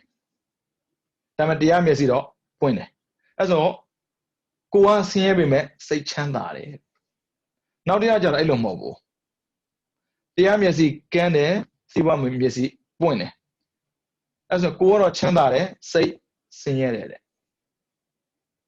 3ယောက်ရှိသွားရင်နော်နောက်ဆုံးတစ်ယောက်လာမယ်နှစ်ဖက်ပွင့်တယ်ကိုလည်းချမ်းသာစိတ်လည်းချမ်းသာဒါကြောင့်ပစ္စည်းကြောင့်ကိုယ်နဲ့ပတ်သက်ပြီးဆင်းအောင်လည်းမလုပ်ဘူး yon jiao sene patabi sen le mlobu le chan down ni data pisi piezon le sodaga paisan li po ma maho bu le ko ye thwa ne ko ye pisi ha ko ti phin to bi bo tu mya lai bi compare မလုပ်နဲ့လေသူများ compare လုပ်ပြီးဆိုရင်အဲ့ဒါအသိဉာဏ်မရှိအောင်ရောက်တယ်ငါမှ1000ပဲရှိတယ်သူမှ1000ရှိတယ်လေဘယ်တော့မှကျင်တတ်မှာမဟုတ်ဘူးကိုမှ1000ရှိတာကိုကျင်တတ်တော့အရင်က100ပဲရှိအခု1000ရှိတော်ပြီပေါ့နောက်ထပ်ပေါ့ငါစူးစမ်းရမယ်ဒါပေမဲ့သူ့လို1000ရအောင်တော့ငါစူးစမ်းစရာမလိုဘူးလေငါလို1000ရအောင်ငါလိုစူးစမ်းရမှာလေလူတွေကသူ့လိုရအောင်တဲ့သူ့လိုရအောင်သူ့လုံးမှသူရမှာပေါ့ကိုလိုရဆိုကိုလုံးမှကိုရမှာလေဒါပေမဲ့သူ့လိုငါရအောင်တဲ့ तू ကငါမဟုတ်ဘူးငါ तू မဟုတ်တော့စစ်စင်းရတာပေါ့အဲ့ဒီပုဂ္ဂိုလ်ကအကန်းနေလောကမှာအဲ့ကန်းတဲ့ပုဂ္ဂိုလ်တော်များတယ်နှစ်ဖက်ကန်းတွေရောတစ်ဖက်ကန်းတွေရောနှစ်ဖက်ပွင့်တဲ့ပုဂ္ဂိုလ်တော်တော်ရှားတယ်အဲ့ကိုပြန်မေးပေါ့ဘာလဲပေါ့လေမျက်စိမြင်အောင်နဲ့မြင်တယ်လို့မထင်နဲ့နော်ဟုတ်ပြီနော်အဲ့ကြောင့်ကိုချမ်းသာမှုစိတ်ချမ်းသာမှုဒုက္ခသဘောကလည်းအလိုလိုဖြစ်ပေါ်လာတာပါပဲတဲ့ကိုချမ်းသာစိတ်ချမ်းသာရင်တဲ့ဘုရားကုံတော်များကိုအောင်ပြုနေတဲ့စိတ်ဟာတဲ့ကောင်းစွာတည်တည်ကြည်ဖြစ်လာပြီးဧကဂတအဖြစ်သို့ရောက်တော့တာပါပဲတဲ့ဒီလိုမျိုးအစဉ်အပြည့်ဇန်ကတွေထင်ရှားဖြစ်ပေါ်လာတယ်ဇန်ရတာပြောတာမဟုတ်တော့ဇန်ကဖြစ်ပေါ်တာပြောတာဘုရားကုံတော်ဇန်မရဘူးသူကပရမတ်မို့လို့ဇန်မရဘူးဒါပေမဲ့ဇန်ကတော့ရှိတယ်ဝိတ္တဝိဇာရပီတိဒုက္ခဧကဂတချမ်းသာခြင်းလားတရားခြင်းပါဆင်းရဲမှကြောက်တာလားတရားခြင်းပါလူမျိုးချင်းလားတရားချင်းပါဘာမှမဖြစ်ချင်ဘူးလားတရားချင်းပါဘာမှမဆိုဖြစ်ချင်လားတရားချင်းပါဒါပဲဘာမှမဆိုတရားပဲကျင့်ရမှာဒါပေမဲ့လူရတရားကျင့်မှာတားကြောက်တယ်တရားကျင့်လို့ပြောရင်လေသူကပြောပြီးသားပဲရိတ်တံဝင်ပြီးကျင့်မှာလို့ထင်တာအဲ့ဒါမအားဘူးတဲ့အဲ့လိုမအားဘူးပြောနေချိန်မှာဒီဂုံတော်ပွားလိုက်ရင်ကိုယ်တော်တော်တိုးနေပြီဟုတ်ပြီနော်ဥပစာရသုတ်တာရောက်နိုင်ခြင်းတဲ့ဆိုလိုတာဘုရားကုံပွားတဲ့ဇံမရနိုင်ဘူးပေါ့နော်ဘုရားဂုဏ်တော်တို့ရဲ့နည်းနည်းမူကြောင့်ပြီးတော့အထူးထူးပြန့်ပြန့်များစွာသောဂုဏ်တွေကိုအောင်မေ့ဆင်ခြင်ခြင်းနဲ့သဲဝင်လေးမြတ်ဆုံးဖြတ်ခြင်းတွေကြောင့်အပ္ပနာတို့မရောက်နိုင်ဘူးတဲ့မှန်တာမို့ဘုရားဂုဏ်တော်ကတွေးလေးလေးတွေးလို့မမီလေးလေးပဲဗျကြည်ညိုတဲ့စိတ်သာပေါ်လာတာဉာဏ်ကမဟုတ်ဘယ်လို့မှမမေ့နိုင်ဘူးပြီးတော့ဘုရားဂုဏ်ကလည်းမြန်လုံးတယ်အခုတော့မှဂုဏ်တော်9ပါးသာပြောတာမမှတ်မိတော့ဘူးလေကိုရထားတာအရဟံတမန်သုံးခုတော့ရတယ်အခုဘဂဝါကုံတော်ကလည်းတာမဟုတ်လေဘယ်လိုရှိပြီလဲမသိတော့ဘူးဒါမှတွေးနေသေးတယ်ဘာမှတွေးမနေနဲ့အဲ့ဒါကြောင့်ပြောတာစင်ချင်းလေးလေးပိုပွားလာလေးပဲတဲ့အခုကိုဗစ်လို့ပေါ့ဖြစ်လေးများလေးဖြစ်လေးများလေးနောက်ဆုံးတော့ပါလဲအဲ့ဆိုတော့တယောက်တည်းထားမှပုံစံဖြစ်နေပြီဘုရားကုံကအဲ့လိုမျိုးတဲ့ဒါကြောင့်ဘာဖြစ်လဲအပ္ပနာတော့မရဘူးတဲ့အပ္ပနာတော့မရဆိုလို့တာဇံမရဘူးရှင်မဇံမရဘာထုမှလဲချမ်းသာကြံမှလားတော်ပြီပေါ့ကြည့်အောင်ဗုဒ္ဓနုတ္တိဂုံတော်ပွားတဲ့အတွက်ရလာမယ်အကျိုး9မျိုးတဲ့မေးဘူးတယ်နော်90 98ကမေးဘူးတယ်ဘုရားဂုံတော်ကိုပွားတဲ့အတွက်ဘာအကျိုးရမှာလဲဟုတ်ပြီနော်ဗုဒ္ဓနုတ္တိဂုံတော်ပွားများနေတဲ့ယောဂီပုဂ္ဂိုလ်ဟာတဲ့တစ်ဆရာရှင်ဖြစ်တဲ့မြတ်စွာဘုရားအပေါ်မှာယုံတည်မှုရှိခြင်းဟုတ်တယ်ဦးဇင်းတို့ရဲ့ဆရာကဘုန်းကြီးမဟုတ်ဘူးဘုရားပဲနှစ်တတ္တတတိပညာကောင်းမှုတရားများတိုးပွားလာခြင်းတတ္တဆိုရင်တိုးလာတယ်တတိဆိုရင်တိုးလာတယ်ပညာလည်းတိုးလာတယ်အဲကြောင့်တတ္တနဲ့ပညာနဲ့တတိနဲ့နေရင်လေဂုံတော်ပွားရတယ်ခမညာဒီကချီလို့မရဘူးတချို့ကမေးတယ်ညံကောင်းဘာလို့ရမှာလဲဂုံတော်ပွားကြည့်အမှန်ညံကောင်းညံဂုံတော်ပွားတန်တော့ရမှာပေါ့နော်ညံကောင်းညံဂုံတော်ပွားဆိုကဘာမှာညံအကောင်းဆုံးဖြစ်ချင်မှာဘယ်ရမလဲလို့တော့မွေးကလေးဖျားလောင်းနေနဲ့ဟုတ်တယ်မလား3နဲ့နှစ်သိပ်ဝမ်းမြောက်မှုဖြစ်ခြင်းနဲ့ကျင့်တတ်တာတဲ့ဂုံတော်ပွားရရင်4ကြောင်းမဲ့ဖွဲဘေးကြီးဘေးငယ်အဲ့တို့ကိုသိခံနိုင်ခြင်းကြောက်စရာကောင်းတဲ့ဘေးနဲ့ပတ်သက်ပြီးဘာမှပြဿနာမရှိဘူးအဲ့ထက်မှလေဘယ်လောက်ဖြစ်ဆိုရင်တရက်ကြောက်တဲ့ပုံကိုယ်တွေကိုကြံပေးခြင်းတာဒီစကားတော့မှပါလေလောမဟန်သောနာဟိတတိတဲ့ဖျားကုံကိုပွားနေတဲ့ပုံကိုယ်တယောက်ဟာတဲ့ကြက်သိမွင်းချင်းတောင်မထဘူးတဲ့အဲ့ဆိုကြက်သိမွင်းချင်းထိုင်ရင်သိရတယ်အဲ့ပုံကခုနမပွားလို့တဲပါတယ်နော်ပြန်ဖတ်ကြည့် know, prejudice and prejudice in Pubale, single one, they don't want. Said the dog. Then Puda. Yapuda Mobo. I told Tusan and Ludi. I'm leaving as a Dejara. Chijuria. They not dead or Chijure. Damn it. Gone in my palm, you. Little going, close you like clock on the meaning. Singapore did it. Toto can on a bioma. Was in Toto Mimia thing, Buddha. Matibura draw a shale. Luwa ma, the tide a yardway. Peter Kakwame a yardway, Shanjam a yardway. Toto Mimia thing be Buddha. They be Pudaba. I just chopped that la, Kono Wale. Piojin la, Kono Wa, Mala, never though. Piojin Wa, John, Kono Wa. Nabanga, Mesovia Shin, to the one near the Sude, Matinia Yare. Anama Piashi the look, Kansai. At the charm originally, not a Miveji. Pia and Beauty Dwali, Malay single bead. You know, Chow, both under the Wamia de Pogoa, Zedilo, Puzo can't type it. That appear. The kind of Obama don't me avu. Don't me that Kanda go, Luria Albubi, she cook can tie day. Aja, Migon Parking Pigeon the la.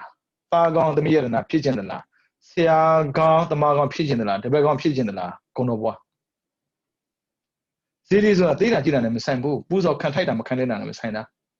Steady Shiguma, Gile, Shiguma, a tell you an Sambu. A dinner Messina. Ada. Hold on the Gondo Board the Yana Majuno, Zedilo Puzo can tie the area. As a 3 Eddie Bogoa, Gondo na Boavi 3 Eddie Kanda Zoriandi.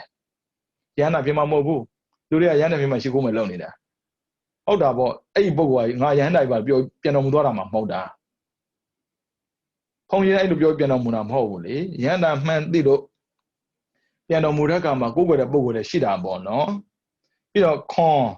Paya a saint, Paya Piana, no kind of say she gin. Papilla saying, Paya pitching the Paula. Say that money, you don't know, Mudi Daya, Pitina bo, not so Papilla. Secondly, Paya will shine lara. We don't never shit. You know they are what to mood in it, John Dwelling, and Mess of Yago, Mia Mountain and Dreaming near the low, she said, Chelsea, Timbolari, who's a lot of mares or the Pogo de Awa. Payaga, she might fall out of them, no people here. That the legend Yamano, where are Yame Edward? Omla, Lenyame, Peter Brib Yaman. Louis Brizania, Brib Yam saying. Tamia Brib Yam in Amia. Politon and Bibi, Pion Lenida. Choose a Biodlo, Pomaria, Brib, pay you to a Jada wood, Penabello, you know, the women saw. Lelay, Dory Bo. I don't know. Malida, oh, Bidin came here, Kuna to Didi Duano. Kuna no Jadwa Van people. Kuna to Dua. Go back and say, I can be a middle arm. She'll go about it. Oh, they can do dinner, she'll go and show down. I go to Lamapido. Piana de Bogo and go to Kinematinola. Go and Dima, Diana, and go to Kinematinola. And do it and who do it and Penabama Jordane. For my Lee, Diayame RGG. Aja, Junozia, to write in a Twitter camera. Shed say, Chowder say, Bola, Babilu, Pia, she Yaulalu. We'll go attempt Maple, Tia to Miade at time. Maple Miabu swing down my. Took a deal lane, tap here. Pema Dozam Shiu. Took a deal in Lu, Net, Chico, Pima. And I Luriali. Only the metaphor Yabido. What am I pitching in that? I pay a Jama Chowder. Gee. By Jammer, your Halula. Konoja Mabuajimbu, Kanamaja de Ashadine. Luna being low. Gee, do good in the Chambo, that only builder. Pema Miabu. Maple Miabu swing down ma. That's a Maple, Yana in the air. Yago Maple Yana, Yala, Mia, Yago on a bad baby. They were settled the one I maybe. Tuali Pia Gongo Poavido. We was a lonely she. Made and looked. We some Biabu. They may see later car and level to a Piagon wanted. သွားတဲ့ခါလဲအရန်စားတဲ့ခါလဲအရန်လောက်နေတော့ကြာတော့ဆွဲနေတာပေါ့တရက်သူကတော်ထဲမှာနေတာဆိုတော့လေစိတ်တည်ရင်ကနာပေါ့ဇေဒီမှာတတ်ရှင်းလောက်တာတရက်မှာလေမြောက်အိုးကြီးတကောင်အမိုက်လာကျဲသွားမြောက်ကလည်းပူသလားမမေ့နေတဲ့ရှေ့ကမိုက်လှဲသွားတာသူကနောက်မိုက်ကျဲသွားတာလေပွားနေတဲ့ကုန်းတော်ပြက်တယ်ရုပ်ဆိုးလုံးလို့တဲ့နောက်တရက်ကျတော့နွားအိုကြီးနောက်ရက်ကျတော့လူအိုကြီးအဲ့မှာတော့သဘောပေါက်တယ်ဒီတောတောင်ထဲမှာဒီတော့အိုရွံ့တွနေတဲ့ပုံကိုမြန်ဘလို့လာနိုင်မှာလဲဒီကောင်ပဲဖြစ်မှာအဲ့ဒါမေးတာမင်းမာနမဟုတ်ဘူးလားမှန်ပါတယ်ဗျာဒီတော့မာနပါတဲ့မင်းအရင်နေ့ကရောမင်းလာတာမှောက်တာမှန်ပါတဲ့ရှင်မြတ်သမာဓိပြောင်းလာဖြစ်တာတဲ့မာနခန္ဓာစကုမှာနံပါတ်10အဲ့ဒါမာနအစ်စ်လာတာဒါမဲ့ तू မကြောက်ဘူးအပြည့်လည်းမတင်ဘူးတိတ်သဘောကျသွားတာဘာဖြစ်လို့ဆိုတော့ဖျားနဲ့မာနကတိတ်မကွာဘူးလေရက်နေနဲ့ကြည့်မယ်ဆို25ရက်လောက်ပဲရှိသေးတယ်အဲ့ဆိုသဘောကျသွားဟာမင်းဖျားမိမှာပေါ့ကွာမိတာပေါ့ဖျားမိတာပေါ့တဲ့ဖျားမိရင်ငါ့ကိုဖန်ဆင်းပြတဲ့ခံကြည့်အောင်ဖျားကုန်ပွားနေတဲ့ပုဂ္ဂိုလ်ကလေမြင်တဲ့အရာတိုင်းဟာဖျားလိုပဲထင်နေတာဟိုကပြောတယ်ဖျားလိုတော့ဖြစ်မှာမဟုတ်ဘူးတဲ့ကိစ္စမရှိဘူးကွာဖျားဖြစ်ပြီးရောဆိုတော့ဟိုကဖန်ဆင်းပြတာယန္တာမဖြစ်စေခြင်းလို့လာနှောက်ရှက်ပါတယ်ဆိုပါမှယန္တာဖြစ်သွားတာကျင်းတယ်လေဩကိလေသာများတဲ့မာနတောင်မှာဖျားကြောင့်ဆောင်ထားတာကြည်ညိုစရာကောင်းနေသေးရင်ကိလေသာကင်းစင်တဲ့ဖျားစစ်ဆိုရင်ဘယ်လောက်ကြည်ညိုစရာကောင်းနိုင်မလဲကြည့်နံပါတ်3မှာပီတိဝမ်းမြောက်မှုဖြစ်တာဖြစ်ခနဲ့ဖြစ်တာအဲ့ဖြစ်တဲ့ခန္ဓာရဲ့သဘာဝသူပြန်ကြည့်တာရုပ်မှဖြစ်တာအော်မမြဲပါလားအိဋ္ဌဒုက္ခအနတ္တရှုထားလိုက်တာမာနကလေဖျားကြောင့်ဖန်ဆင်းတာမဖြောက်သေးဘူး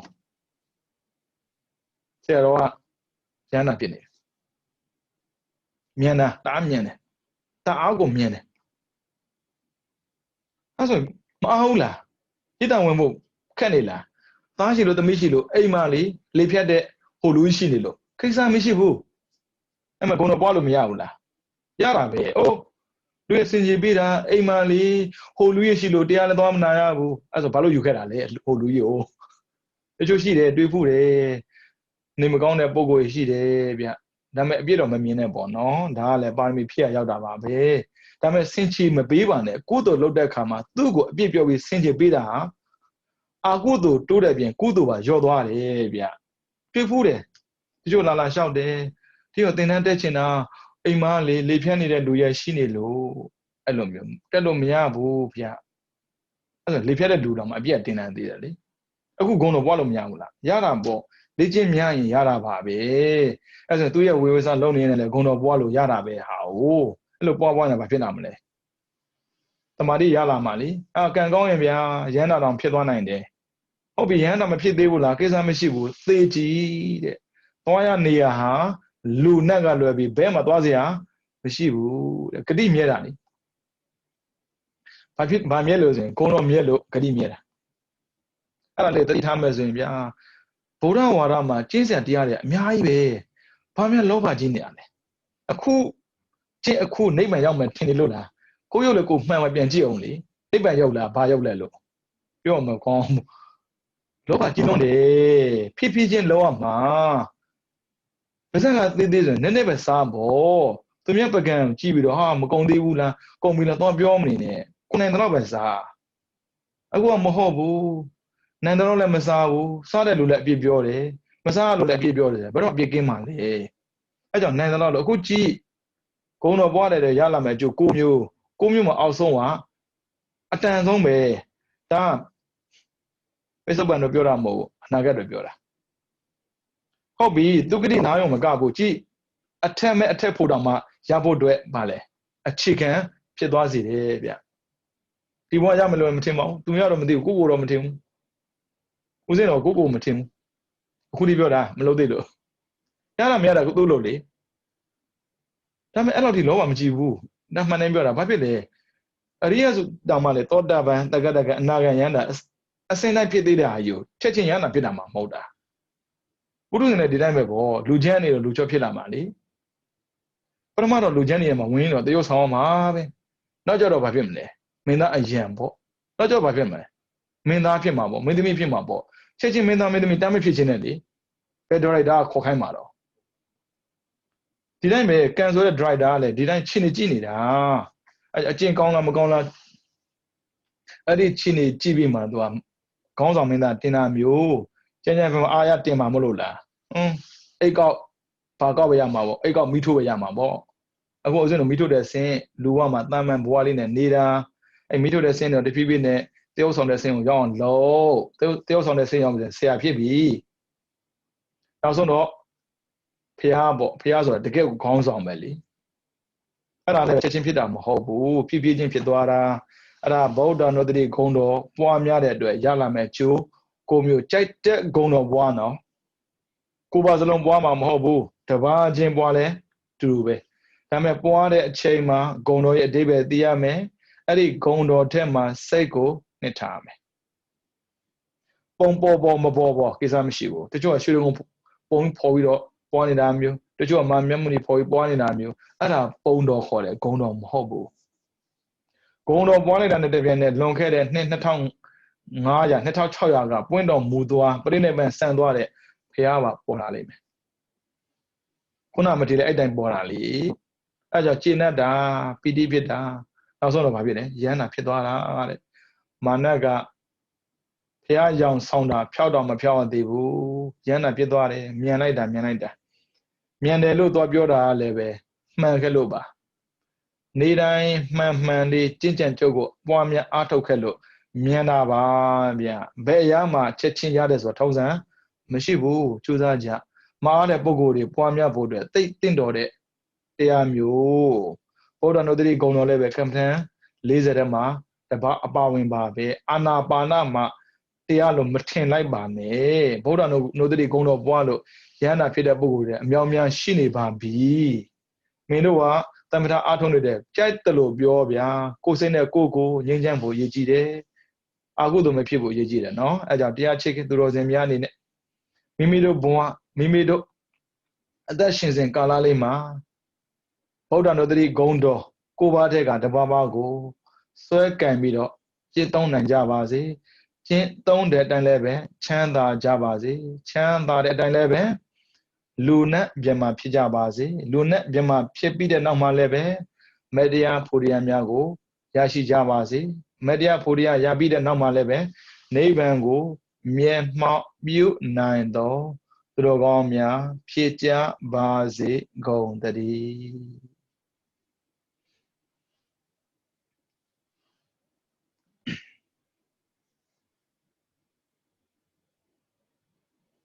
ဗုဒ္ဓ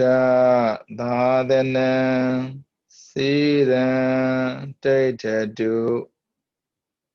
ဗုဒ္ဓသာသနံစေရန်တိဋ္ဌတုဗုဒ္ဓသာသနံစေရန်တိဋ္ဌတုသာဓုသာဓုသာဓုသနန္တုသနန္တများအားလုံးကိုယ်ကျမ်းမှာစိတ်ချမ်းသာကြပါစေ